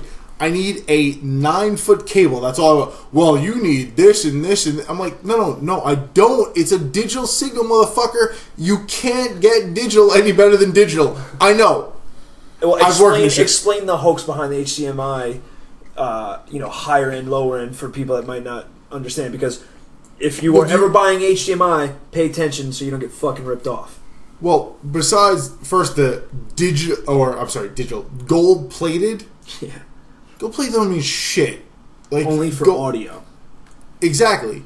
And the reason that they make it gold is because They want to charge you a little bit more. Well, they want to charge you a little bit more, but here's a quick little chemistry lesson. Gold is the most malleable substance known to mankind. You could take a single ounce of gold and stretch it more than a football field. Yeah. All you have to do is keep hammering it out. It's going to keep stretching and stretching and stretching. That's how malleable it is. So when they say that's gold, what gives it half its value, honestly. Right. Well, but in the audio and video cable and all that shit, it's because people have the perception that it's the most expensive substance on the earth. Right. Well, there's validity to the gold plating in audio. That is actually, it's like, I don't know the exact size behind it, but I know some people who do audio engineering and saying like it's one of the better conductors for audio. But not for. I never knew that. Well, I never knew that. That's pretty cool. Don't quote me on that because I mean this is what other people told me. No, so it definitely is. But the problem is you need such a high-end stereo system to Most people don't have that in their They homes or in their vehicles. It's because most people now listen to shit on earbuds.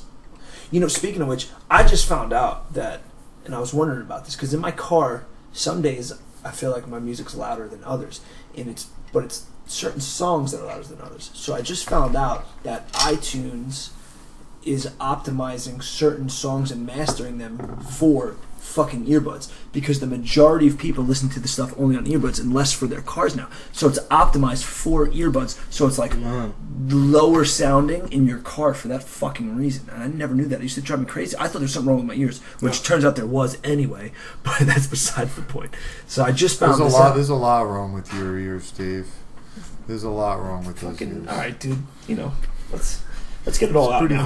Pretty visible to anyone. No, don't get it out now. No, this didn't affect my hearing though. Well, I mean, All in right, a way whoa. it did.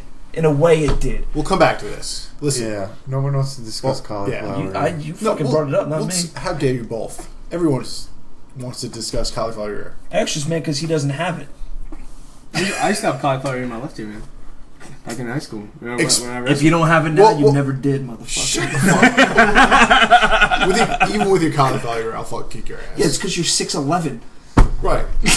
we had an issue with a ninja fucking. I'm sorry, it wasn't a ninja. Nutribullet, right? Yeah, NutriBullet. All right. Yeah. How do you guys, when you have disagreements in the house, do you guys have to like wrestle it out? We actually haven't had one. No, we don't. We get along. When I used to live in the Hamptons over the summertime with the bouncers, That- we used to have if it was like a problem in the house, you guys have to fight in the yard. Well, And also, even between guests, if we had like a party and there was a lot of people there, and there was like some anger getting built up amongst like certain members of the group, like instantly people would just start chanting. I feel like D-Rock would be all over that though. Death match, and we'd make the people wrestle on the front yard in the grass. No, see, like, I mean, I'm not averse to it, but I mean, I'm not going to be like a He's the one being proponent modest for it. now. Let's set the timetable a little bit. Eric and I have been around the block. We've bounced a lot of places. This was early 2000s, I would probably say. Mm-hmm. Some houses out in the Hamptons Were that pretty will, wild. yeah, we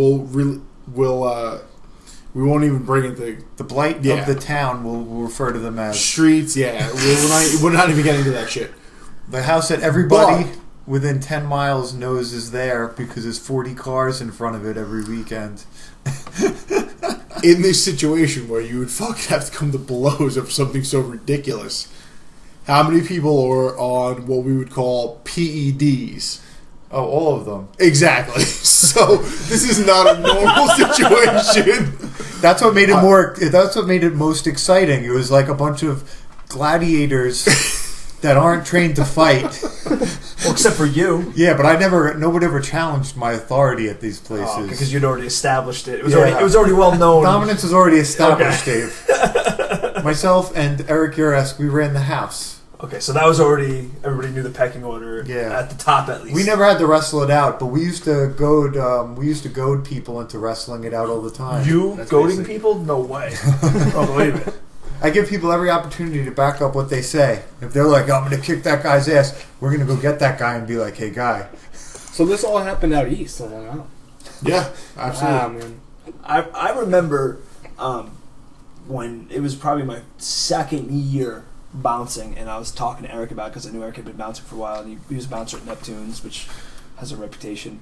And I remember telling him, I don't remember exactly what I was telling you, but, you know, talking about like altercation and stuff like that. And I remember Eric being like, "Listen, man, if somebody calls you out, obviously you're not going to back down, but you need to have it in your mind that you need to beat them up for thinking that they can beat you up."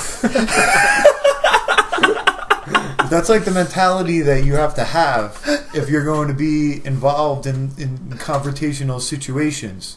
Like, you just can't like sit there and wait. You get that guy gets the crazy look in his eye like he might do something. You need to let him realize that that's going to be the last time he ever thinks like that in his entire life. I gotta let these motherfuckers know, like, listen, man, I've been drinking coffee all fucking day. I'm all hopped up on lattes. Yo, I wanted to roast. Joe hooked me up twice Joe in a put day. 2 shots of espressos in. I'm on 2 those Silva shots. PEDs. Not to be confused with Anderson. He put he made this really great geometrical design in the top. It was so symmetrical. It was done perfectly. My coffee was done perfectly. I can't even sit straight. I'm shaking. You had the leg shake going on. Now I have to fight somebody. I'm all jacked up on the caffeine. Shit. Oh man. I wonder how much caffeine does affect performance. Because, like, in the mornings when I go train, I'll usually not You have eat. some I before? have coffee beforehand. And depending on how I time it, some days I feel better than others. Mm-hmm. Like if I drink, obviously if you drink anything or eat anything that's a little bit heavier, especially I do a lot of bulletproof coffee. For those that don't know, bulletproof coffee, you put unsalted grass-fed butter and MCT oil and you blend it up, and it's kind of almost like a meal. So if you drink or eat something like that that's heavier, obviously it's not going to go well. But if I time it right, I do feel... It's supposed to have a slower burn too. Yeah, it regulates the caffeine trip. Exactly. So it's like eating like an apple has that timed breakdown to it. So you don't. So feel it's better like for the you? Immediate spike then crash. Yeah. It regulates the MCT oil.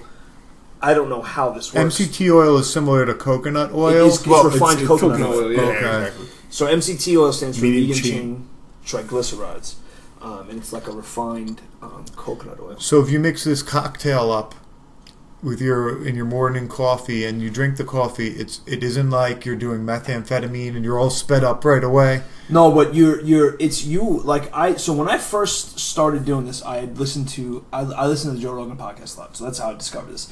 They had Tate Fletcher on with this guy David Asprey, who turned out later on to be full of shit. But they were talking about Coffee and bulletproof coffee. That's where I got the idea from. And I started doing it, and I did notice my mental clarity was definitely up because they're talking about doing the bulletproof coffee combined with like intermittent fasting, and I'd already been playing around with intermittent fasting.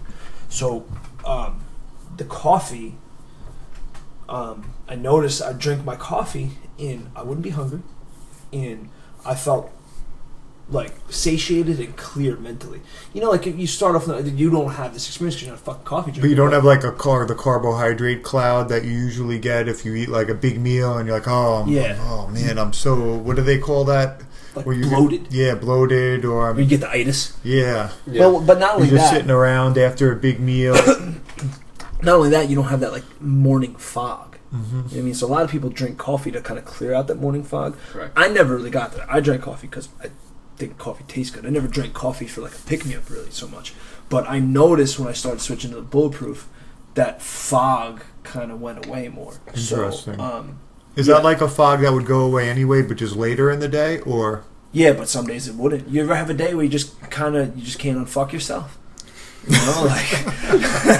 That's the fog that just Maybe won't quit. not quite put that way, but yes. That's the fog that just won't quit. Sometimes I'm not saying that the coffee always cleared that up, but there'd be days where the coffee will knock it out quicker, or on a day where I feel like I'm just not going to kind of get out of this funk. It'll get you going. Get you going in the morning. Yeah, for sure. How many cups of coffee do you have a day, Joe? I don't drink any caffeine.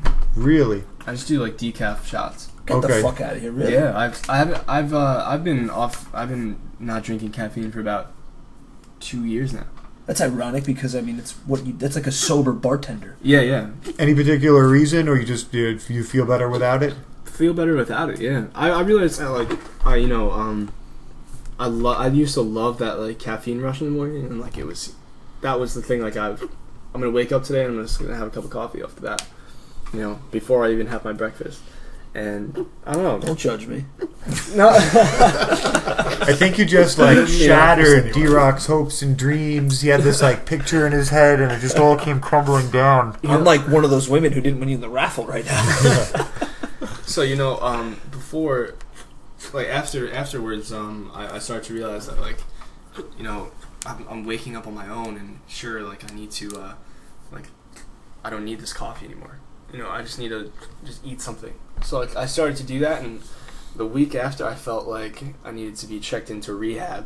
So you had withdrawal? It was pretty harsh. Yeah, you get the cold sweats, can't sleep, feel like sweating in bed and waking up with you're hearing the voices. No, you're not hearing the voices. I was going to say that's pretty bad. Yeah, it's pretty crazy. It's pretty intense, but for anyone that is doing it, for the record, is trying to quit caffeine or lower down on coffee, do it gradually. Don't do it cold turkey.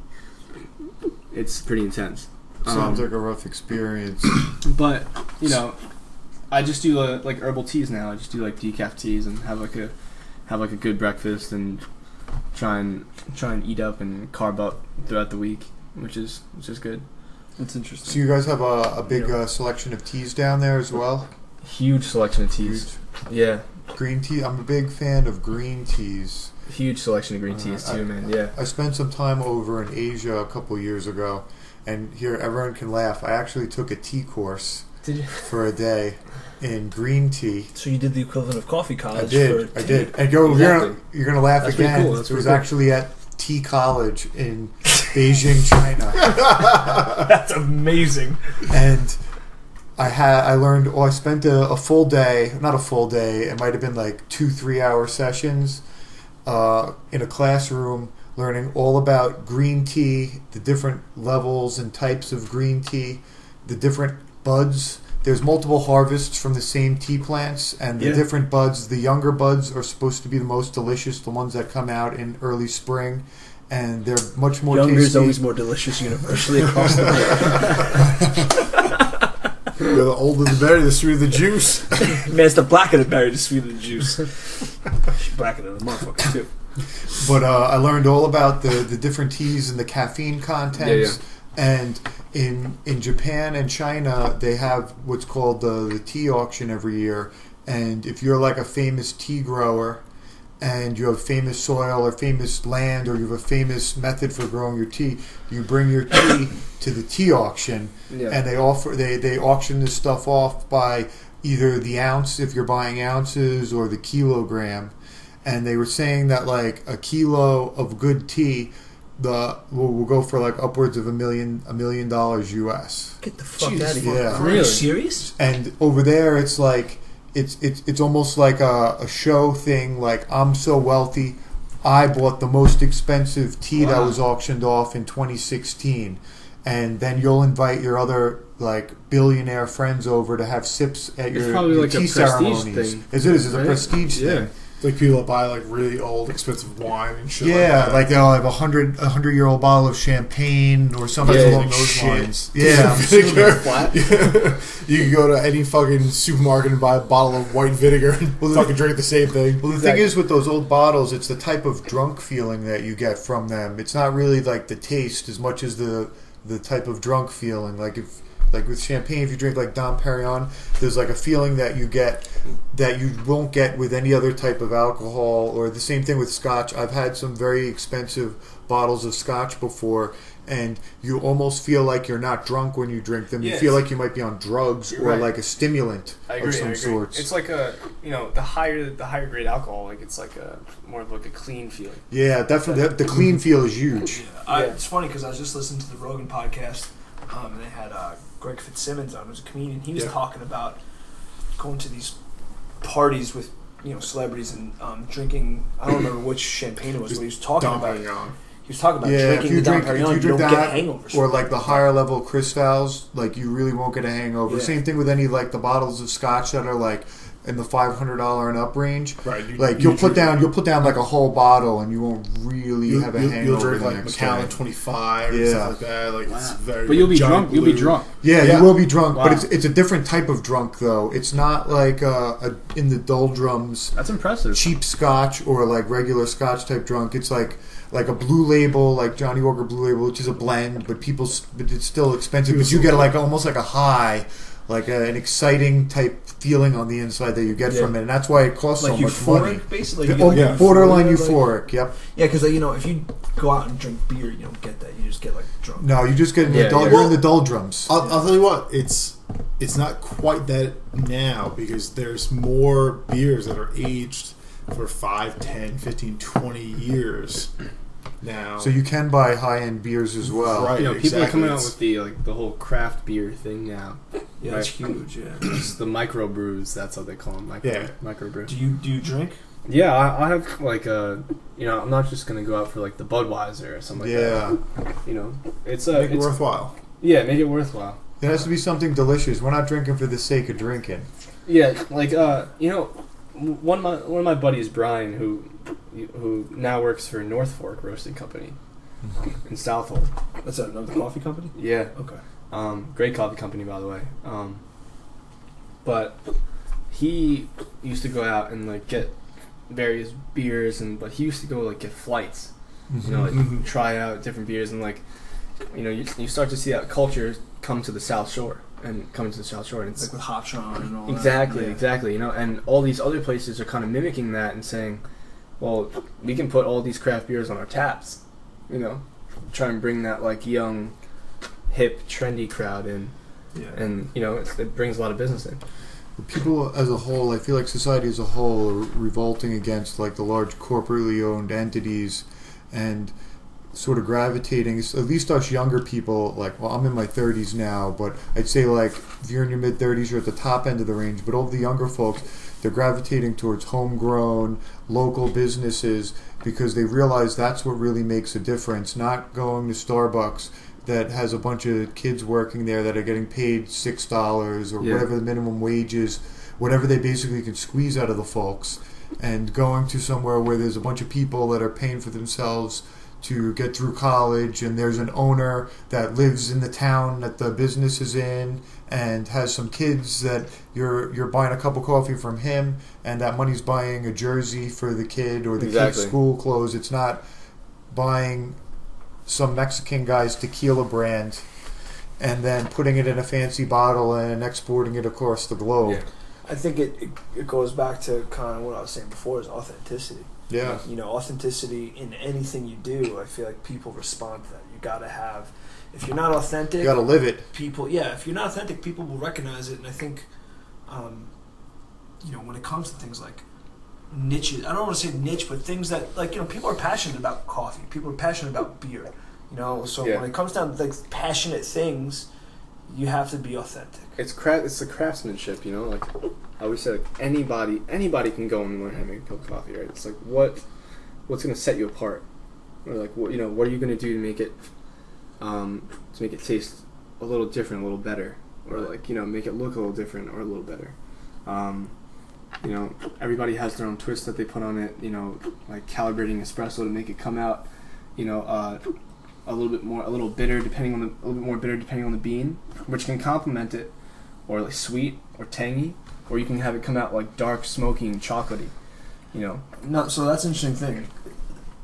You would to know something like that. I feel like you have to taste it, right? Like you gotta. Yeah. So are you now, since you're not on caffeine, if there's new stuff that comes out, that you have to make a drink out of, and you haven't tried it, how do you know what to do? How do you handle that? A lot of the beans that we get in now, I've had before, okay. And like I've tasted before, and I've calibrated them to various lengths, and either coarse or very fine, and like I've tasted what they taste like. You remember it, and you can just basically smell it, and you can always like cup it and like spit it back out and just kind of get that like little taste. But sort of like when you're tasting wine and you're going to be doing a multitude of different tastings, you don't want to get the intoxicated feeling, so exactly, smell the bouquet, swish it around, have a sip, and spit it in the bucket. Exactly. So before you leave tonight, you have to help me grind my coffee beans then.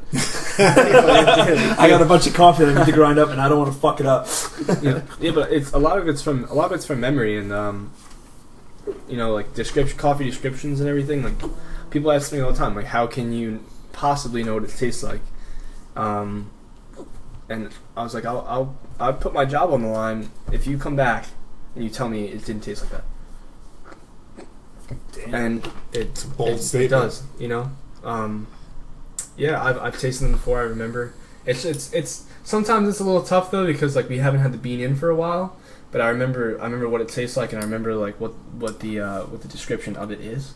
I can actually co-sign that, because I remember coming in pretty recently actually, and Roast always has two different daily coffees right. On drip, and I went to go order one, and you like interrupted me, like, listen man, let me do it half and half for you, trust me, because it's better this way. I don't remember what the blends were, and I was like, all right. Oh, that was the Ethiopian and the Costa Rican. Of course you. I don't remember it. That's right. But he's like, let me Let me hook it up. So And I know how that's to a real blend good. it. That's a real good blend. Yeah, you're gonna have like an earthy and like a and a fruity taste alongside like a little bit more of a lighter coffee. So it's like It's fucking delicious. two of I them remember mixed together. walking It's out good. and being like, "This motherfucker was right."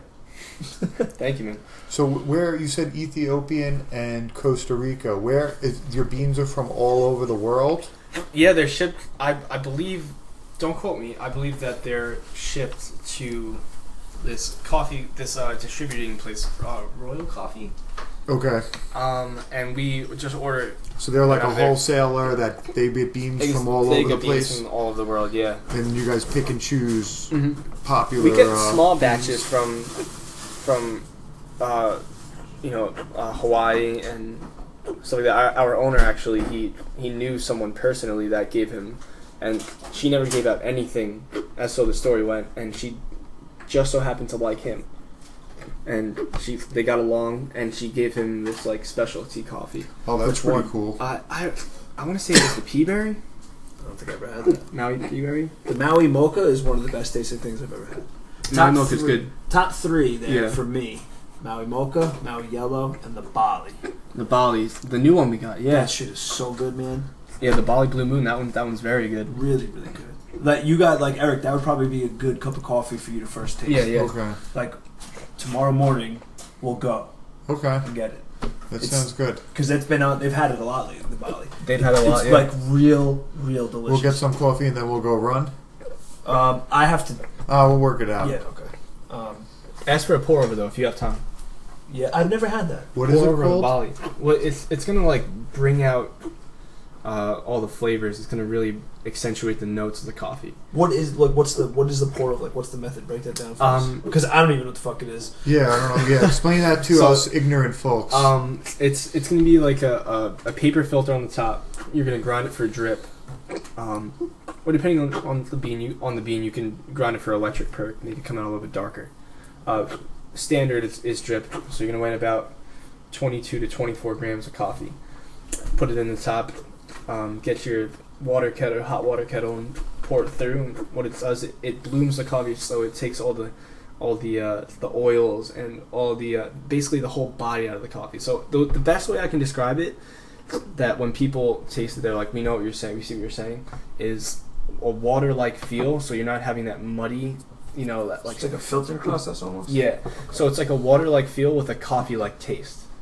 Interesting. So it's not as thick. It's like the wine of coffee. Okay. So it's like having something a little bit more flavorful and like it's brighter. You working tomorrow? Working tomorrow night. We'll go tomorrow night. Can we get a crash course tomorrow night? Easily, man. All right. Because I've never had I'd it. be glad. I always just drink coffee the way I just drink my coffee. I Yeah. always get the same thing, like whatever flavors on drip that I like with a shot of French vanilla. Like that's the way I get it. So I've never really like branched out into trying any of these other types of coffee. Like I know there's like a Chemex or something. I don't even know. It's like a single cup Chemex. What's that now? Because I don't even know what that is. It's the same exact thing, just it serves more cups. Oh, okay. Yeah. So I obviously I'm a pretty big podcast nerd myself. Like I listen to a bunch of podcasts. Joe Rogan being one of my favorites. He had a guy on his podcast who was a coffee expert, and he talked about like coffee origins. Like every single bean of coffee apparently comes from the same spot in Africa. All of it started in Ethiopia. Ethiopia is the origin of coffee. Yeah, Really? these plants it only grew in Ethiopia at that. Like it didn't grow anywhere else in the world. So And then they've exported it to everywhere else on the Places planet. that Exactly. export Right? planted and So grown in. one of the first places that it was exported to was because of piracy. So it went to the island of Java. Okay, so that's why That's why it's called Java. And it was pirates. Pirates stole it. They stole the plants from Ethiopia. So pirates were the ones that were then leaving the island of Java to go pirate other folks. No, they left the island of Java, made their way to Ethiopia, stole coffee plants. Brought them back to Java, and that's why everyone refers to it as Java now. Now, in Ethiopia, So we can thank pirates. Hard as fuck. where they did their trading, right? It's called the port of Mocha. That's where it all came out of. And I learned all this listening to this guy talk about it. I was like, holy shit, that's pretty wild, So, And we can thank pirates for the spread of coffee pirates globally. are the reason, and that's why Tate Fletcher's whole Pirate as caveman coffee thing is the whole pirate business thing, because it's We, pirates are directly responsible for the entire coffee craze that is, all over the world now. Probably rum too. Probably rum too. But I thought that was pretty interesting. Java and mocha. I didn't even know mocha was a fucking port in Ethiopia. No idea. Pretty crazy. Yeah, it's crazy, man. That's absolutely insane. So now all the it's obviously spread all over the world because there's all these different blends from Costa Rica. everybody put their own Hawaii. twist, and I'm sure the plants Their own grow soils. differently in the different soil. Exactly. Dangerous Pretty crazy. Grounds with you ever watch Dangerous Grounds with Todd Carmichael? No, I've never heard of it. He's like the coffee connoisseur of the world. This guy, I don't know what his net worth is, how much money he has, but he goes out and he buys the most expensive coffees there are.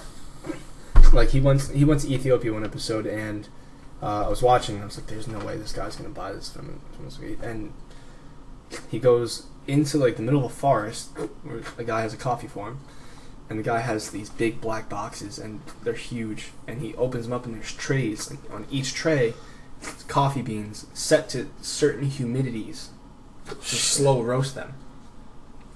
And sometimes they take weeks, sometimes they take months, or up to a year to roast. Right. And it's not even like a drying process; it's a roasting process in these low humid climates. Which Like a humidifier or humidor, Yeah, right? like Like a for humidor, cigars. cigar. Exactly. So it's and he paid top dollar for it, and he said he brought some back for. He actually went on a radio talk show, and he was on some podcast, and he was like, "Let me have you taste a regular coffee. Let me have you taste this coffee. Tell me what you think." Like I was like, it's a clear distinction. It's almost like you don't want to stop drinking it. Like electrifies your taste buds. Interesting. It was that good. I just remembered who the coffee guy was that was on the Rogan podcast. I want to just give him the credit. His name was Peter Giuliano. Can we pull that up? Can we Google him and see which episode of the Rogan podcast it was? So in case anybody wants to listen to it, it was pretty fascinating. So I'll find out the podcast number so people can give it a listen, because it was really interesting actually. I even being a coffee guy, I wasn't sure how interesting it would be, and I found it pretty interesting. Just Google Peter Giuliano Joe Rogan podcast, and it'll give like the number of the episode he was on. Yeah. So coffee expert is a legitimate job. Yeah, this guy Peter Giuliano is like a world famous coffee expert. So it's 467. episode number 467 on the Joe Rogan Experience podcast. Peter Giuliano. It was pretty interesting. So if anybody wants to listen to it, it's definitely worth listening Any to. of you coffee fiends out there? Yeah. So, being at Roast for 3 years now, especially working late because that place is open late. Super late. Being there on like a Friday night, Yeah. Saturday night late. Patchogue's got a pretty big bar scene. Huge bar scene. You have any like interesting stories, like where the worlds collided, funny shit happened, anything like that? I actually have a video. Oh, even better. I have a video. I'll show you guys later. But Okay, this is an off the air thing. yeah, off the air. But it was Friday night, and we were trying to close up, and I remember I was in there, and I just wanted to go home. I was shot. I just wanted to leave. Some guy comes in, and I was like, "Yeah, use the bathroom. It's cool. I'll get you a cup of water, or I'll buy you a cup of coffee, just so like you're good for the night." He was hammered.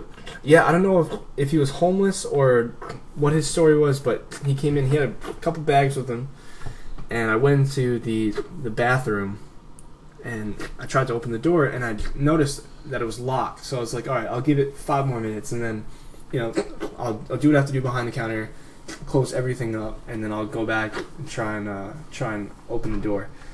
So I do what I have to do, go back, open the door, and I realize that this guy he's wedged up against the door. So it's like, okay, this isn't good. So I push the door open, and this guy falls over.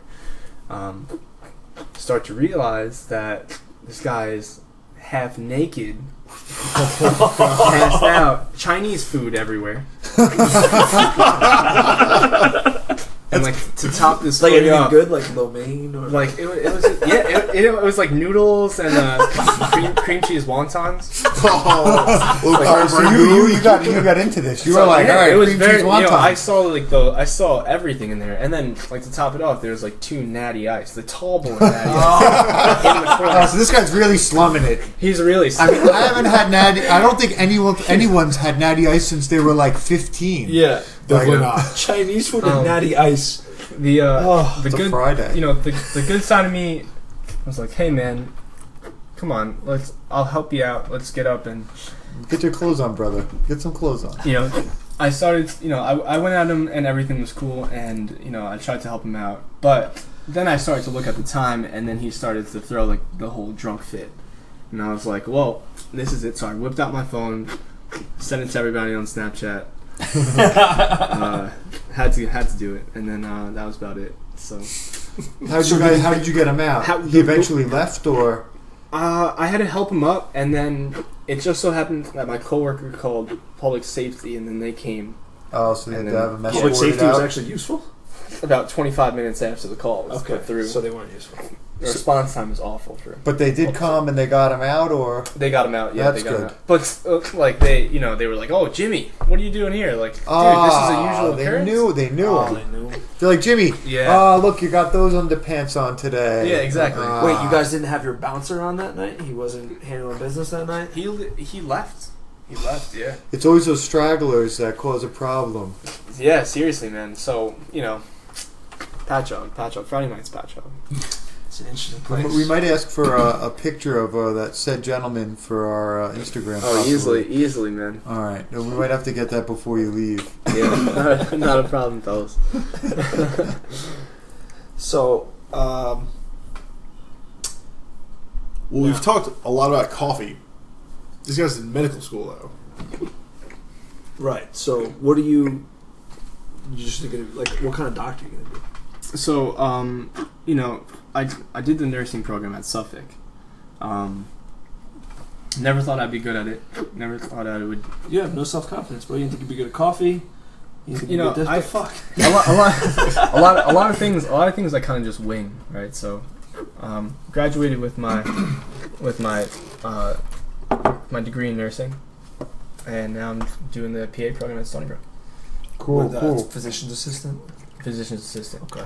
What my best friend is a physician's assistant. He works in a dermatologist's office, and my sister-in-law works for a holistic medical practitioner out east. I have a whole bunch of friends and family that are in the field. What area of concentration are you interested in? Are you not sure yet?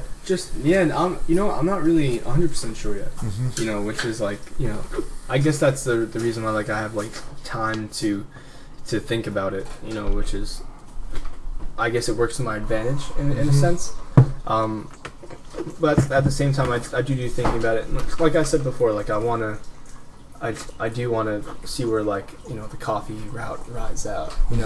I've heard of people actually like having plans, and like they were like, we went to FIT, and now and then I worked as a barista in the city, and they go, well, the guy just made me a GM of the business I was at, and now I'm looking to own it.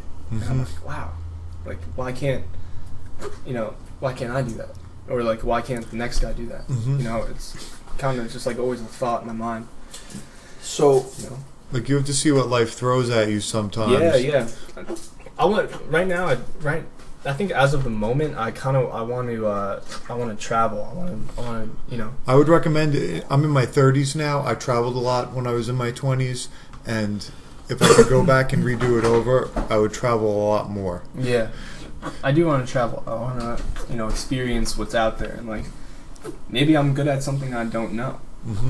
well, I was going to ask you that because it seems to me like you kind of ended up in coffee on a whim. Yeah.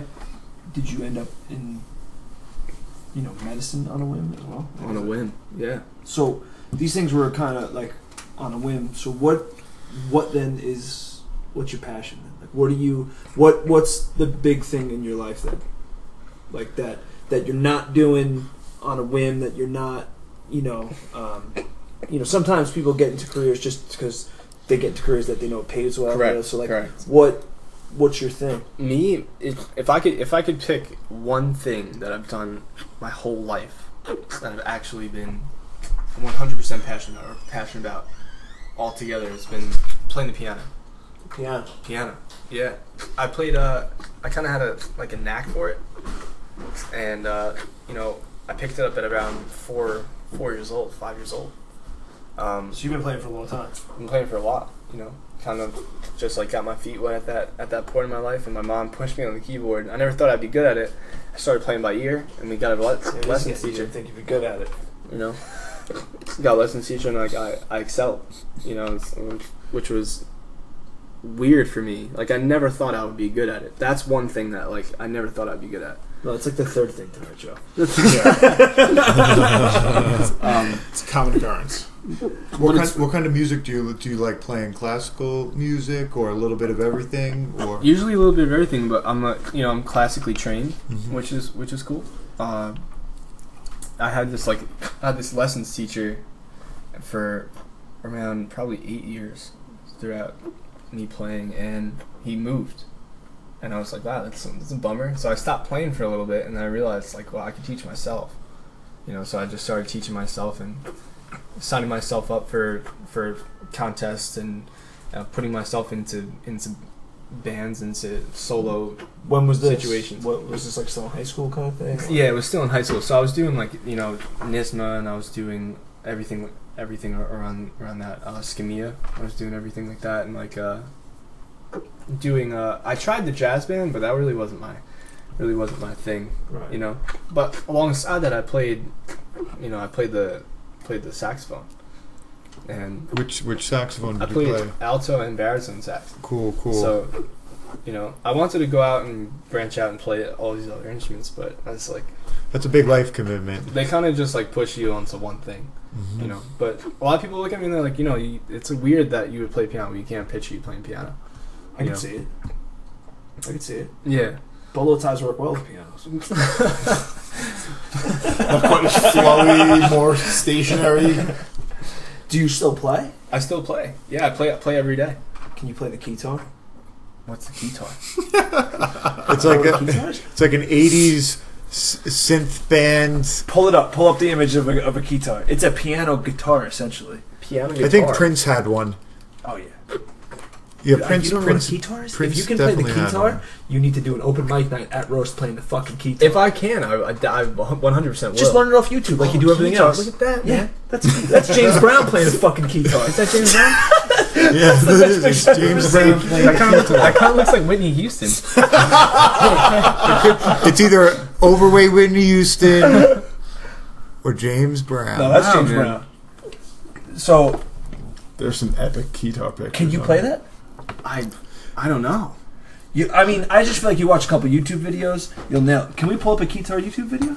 I'm sure there is. I feel like you watch this, you learn how to pour coffee art off YouTube. I feel like you taught yourself how to play the piano more off YouTube. But you watch one of this, you're like the Matrix. You watch it, and you're like, whoa, I know Kung Fu. I know Fucking- guitar. I know the guitar. Have you ever played the piano at like an open mic night at Roast?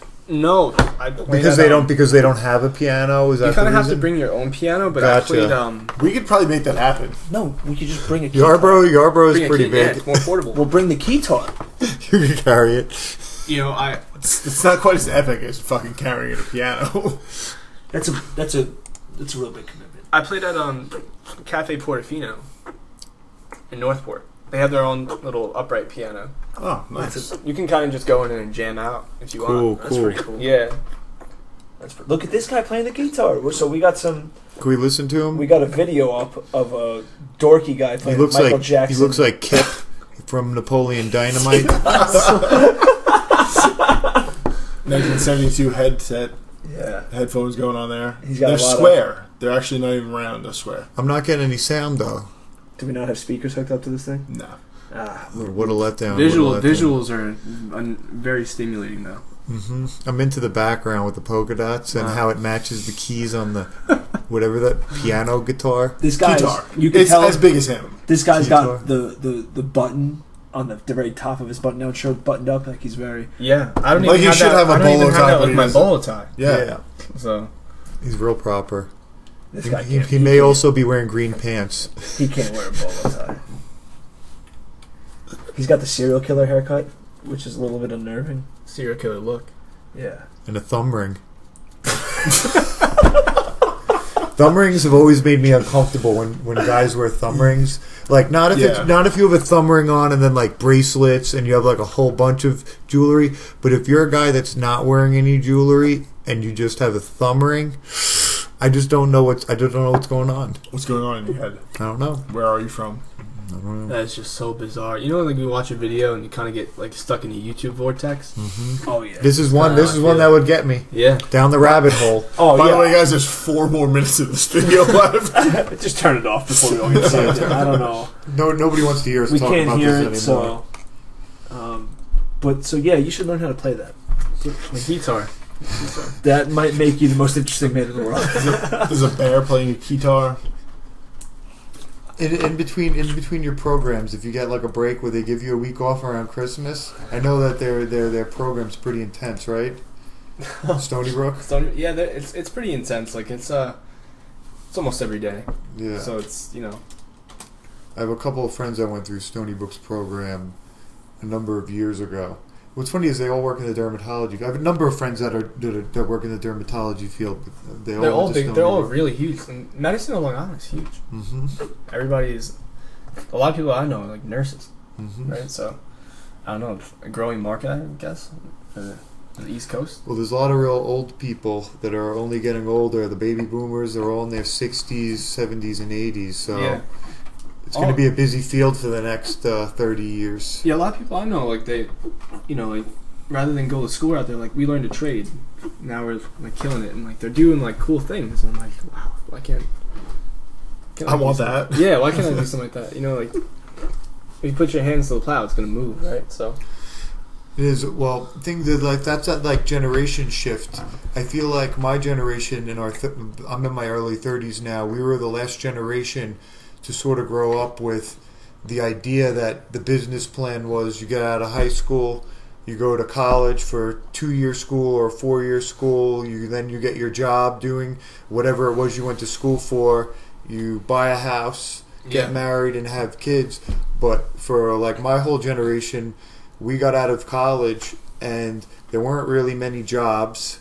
I remember I have a teaching degree, and for every position that opened up, there were between 400 and 600 applicants on Long Island for every teaching position.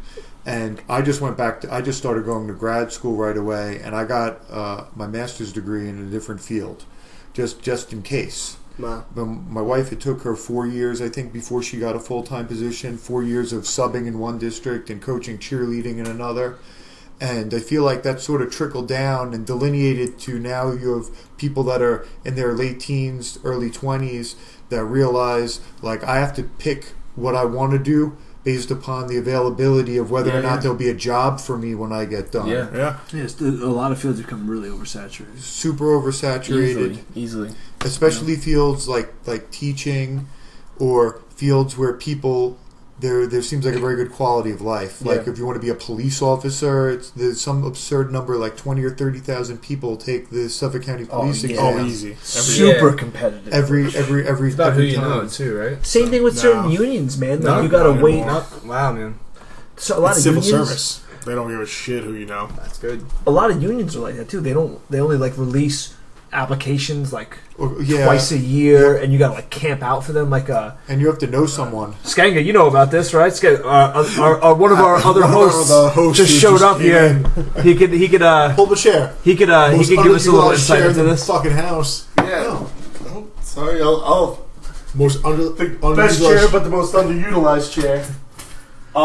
Yeah, I had to wait online from Saturday night to Monday morning, and they handed out 150 applications every 2 years. They do it, Wow, man. and And not all 150 people get in. It's just 150 applications for yeah, how many 20 spots? people get in every year. That's fucking insane. Every 2 years. No, every year 20 people. So out of those 150, they take 40. Come a little bit closer to the table, just in case so you get picked up on the mic. All right, let's get cozy. Hey guys, sorry I'm late. Hey, bud. How's it going? You know Joe from Roast, Yes, right? we met. How you That's doing? right. All right, I enjoyed your keytar talk. I came in right at the right time. This is perfect. I didn't want to just barge in though. You're always welcome, bro. Yeah. With hair like that. You have to let him in. So we were just talking about different options when people get out of school or people are looking for careers. Joe's looking at the medical end. He's in PA program at Stony Brook, figuring out which exact area of concentration he wants to work in down the road. And we were just talking about like how people nowadays are sort of viewing occupations and what they're going to do with their lives a little bit differently than the older generation. It used to just be a simple business model. Go to college after you get out of high school. Go get a job in business if you got a business degree. Teaching if you have a teaching degree. Or whatever specialty field that you went into. And now a lot of people got done with school. They have big college loans and there's no jobs out there. So many people are going into trades or doing their own thing, opening their own businesses, finding a little niche. I'm a big advocate for trade work. Mm-hmm. Really work with your hands. Like I got a business degree and I'm a construction worker. Yeah, I would say like, you know, look at your immediates when like, you know, when you come to high school and I'm not saying like you know, anything too crazy, but like if there's a barista job, take it. You might be good at it because if there's very little of those and you're good at it, you can open your own business one day. And if you're a likable, good-looking guy like Joe, chances are you're gonna have a fan club of ladies that talk about you in the bank next door that are gonna come and buy coffee from you every morning. So it's almost like a recession-proof plan. You got to get a coffee shop. You got to get a guy like Joe in there. You got to get two of them actually, so that you could have one for the morning and the night shift. And then you'll be off to a healthy career as a coffee house owner. Well, Chippendales of coffee. Dude, they have stuff like that with girls, man. Chicks, they have like these coffee shops where the bikini car wash, that type of stuff. Yeah, The hooters, the dick slashers, but it's even sluttier than that. Really? Wow. Yeah, they have like these coffee shops, and most of them are apparently like out west, but it's like a big thing on Instagram. There's like all these coffee chicks. They're dressed like strippers. Oh, is it like that bottoms up barista thing? Yeah. They're dressed like that. fucking strippers, and you could drive through and order your coffee, or you come in. Like California. Yeah, it's like a big out there, and it's like this is like it's like a thing, and it's a genius business model. Like, we need to open one of these on Long Island.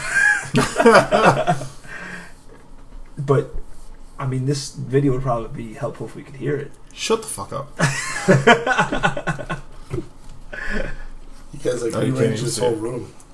Caught me off guard when I came home. Yeah, that might have been a surprise, huh? Coming home to a brand new kitchen, well, dining room, whatever you want to call it. Yeah.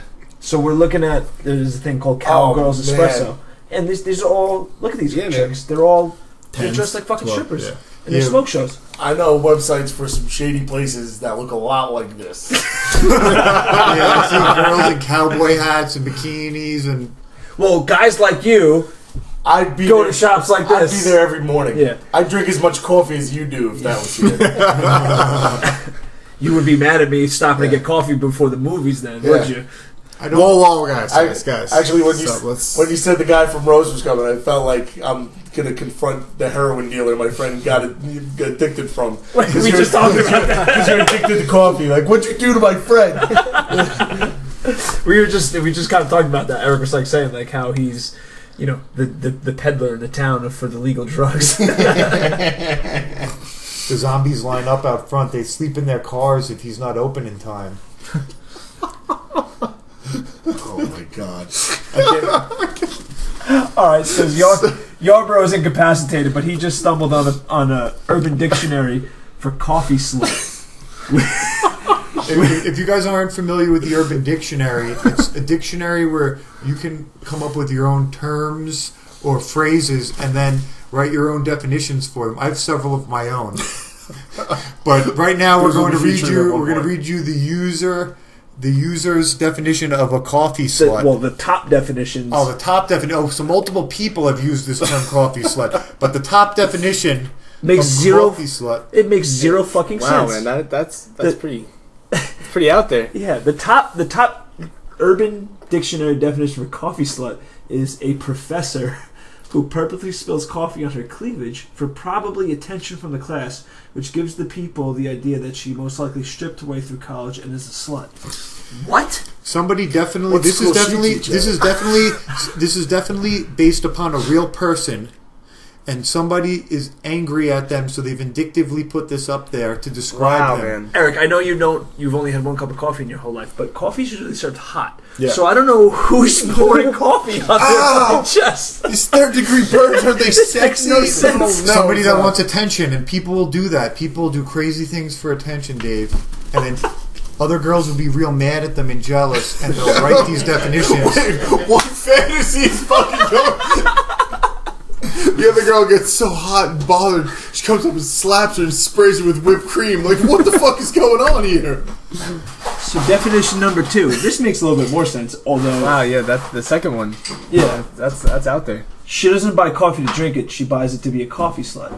She buys it to go see Joe in the morning. That's a coffee slut. That's a coffee A slut. coffee slut. That's a Right. real coffee slut. This girl doesn't even like coffee. She just goes to buy it because Joe's there. Joe's like, that's not a coffee slut, that's Wednesday.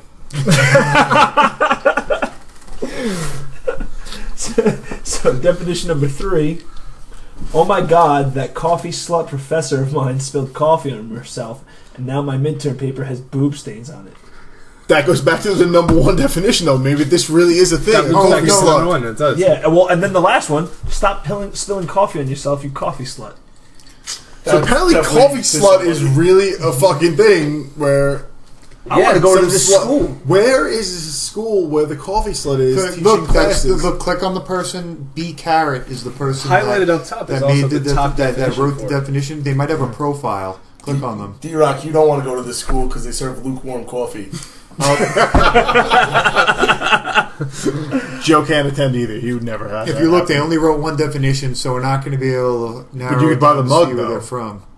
Now, where I wish we could get in touch with this person. That's to get it. the You backstory can't. on I this. made sure that you can't because I don't want anyone questioning me about my definitions. What definitions have you put on there? That's for another time. I didn't know you were an avid contributor to Urban Dictionary. I was an early avid contributor as well. Holy shit. Oh, God. Did I just see something that said "dirty old man coffee"? Probably. Joe. I don't know. It caught my eye. It caught my eye. Oh my god, yeah, you did. I could have said donut packer or donuts. Here we go. Here goes. This is something that some coffee houses would probably be guilty of. Dirty old man coffee is coffee that is sat around for hours or even days and is reheated and then consumed. Reheating is optional. It's optional. So it's essentially old, like skunked coffee. Wow, Like, man. just old coffee that got cold and you just heat it back up. These relevant words are real out there. Like Noir birthday barista. sex? How Noir barista. Let's check that one out. is it? Oh. But How is somehow it it's even a term? relevant. How is it even a term? This doesn't even make sense. How are these all linked together? Birthday sex and coffee. I can Barista? tell you. How is that not defined yet? That's how this whole thing I can started. tell you, I can- Baristas, or how we got down this I rabbit can tell hole. you, when you write a definition on the Urban Dictionary website, in order for you to hit the send mark to make it like officially in the Urban Dictionary, they make you add several related terms, but they don't make you. They don't require you to define them. So essentially, what they make you do, they force you to make up a bunch of bullshit terms that have nothing to do with anything in order for you to add your definition of your term to their Urban Dictionary. So those ones that are undefined, somebody was like, oh, I got something to put up there. The guy the Noir barista and all those other silly ones about coffee whore, they're probably the same ones of the guy. It's probably the same person that added those all on just because he had coffee on his mind that day. Horista, though, come Horista. on. That's pretty Joe, fucking you're a weird. horista, essentially. I mean, how do you feel about I think pimple no. I pasties? think Oh man, a horista. But well, that's what I'm saying. Like those shops with those chicks. Yeah, no, those that's that's a a thing. horista. Yeah. That's not to be confused with the storms that the Northeast gets during the winters. Nor'easters, totally different. So, Those are horror-easters. so I think we Brought have by El Nino. I think we have an idea for a business here. Essentially, so when you're done with school, if you decide to stay in coffee and not work in the medical field and you want to open up a business, I'll be an investor. I know this guy will be our main customer over here. Skanga. He's pointing at Skanga. Skanga. So it's like going to be half Well, if you need a hot dude support burlesque. coffee. We'll call it. Why would I want That's a separate business. That's called Good Hair Coffee. Yeah. That's a totally separate thing. It's going to be half burlesque show, half coffee house. So you can have a little bit of everything. Instead of having poetry readings on the weekend, we'll have the burlesque show. Game, man. Strip off. Game. That's what I'm talking about. By the time this idea takes off and like you actually have a place, my hair's gonna be much longer. I'm gonna look like Fabio. You know what? All right, In more ways than one. So what we'll do is like once a month we'll have like the male review, and you could be like the star or the host. You could host it. Like guest star tonight, like put it on the billboard out front and lights. Skenga, delicious Skenga. Yeah. But I yeah, like it. I like it. back to the horista thing. Then. Sex sells. It's one of the biggest marketing tools. I think Right? so. Sex sells. Like this guy said, he'd get coffee from there every morning, even though he doesn't drink it. Listen, don't kid I'd yourself. pay for other stuff too. I'll come hang out too, and I'm gonna drink coffee. Joe, with the horse, as I said, don't kid yourself. Don't think that women don't come in there to get coffee from you. They do. Never crosses my mind on shift though. They Think do. about it from You now know? on. They do. We're actually hitting the 2-hour mark, guys. So We're gonna wrap it up. Thank you Wrap for coming to be our guest. Thank you guys. Thank you for having me, guys. It's been a real pleasure. Joe Silva from Roast Coffee House. What's shout out your Instagram. I'm Joseph_Silva at Joseph_Silva. Throw these guys a follow. 6th Borough. Yep, 6th Borough Podcast. 6th Borough Podcast. And come one morning and say hello to Joe at Roast. But please don't be waiting there like a weirdo before he opens. No. Or go to the bathroom, take your clothes off, and cover yourself in Chinese food. Unless you're super hot. I will Snapchat. I will Instagram it next time. Before we wrap this up, though, while we got Joe here, I'm gonna put a little pressure on Joe real quick, and Eric, you're gonna help me with this because Joe has mentioned to me about wanting to come train. Okay. All right, so we got to put a little pressure on Joe. Yeah, one of these days, like you might not be good at it. You don't think I don't think you will, but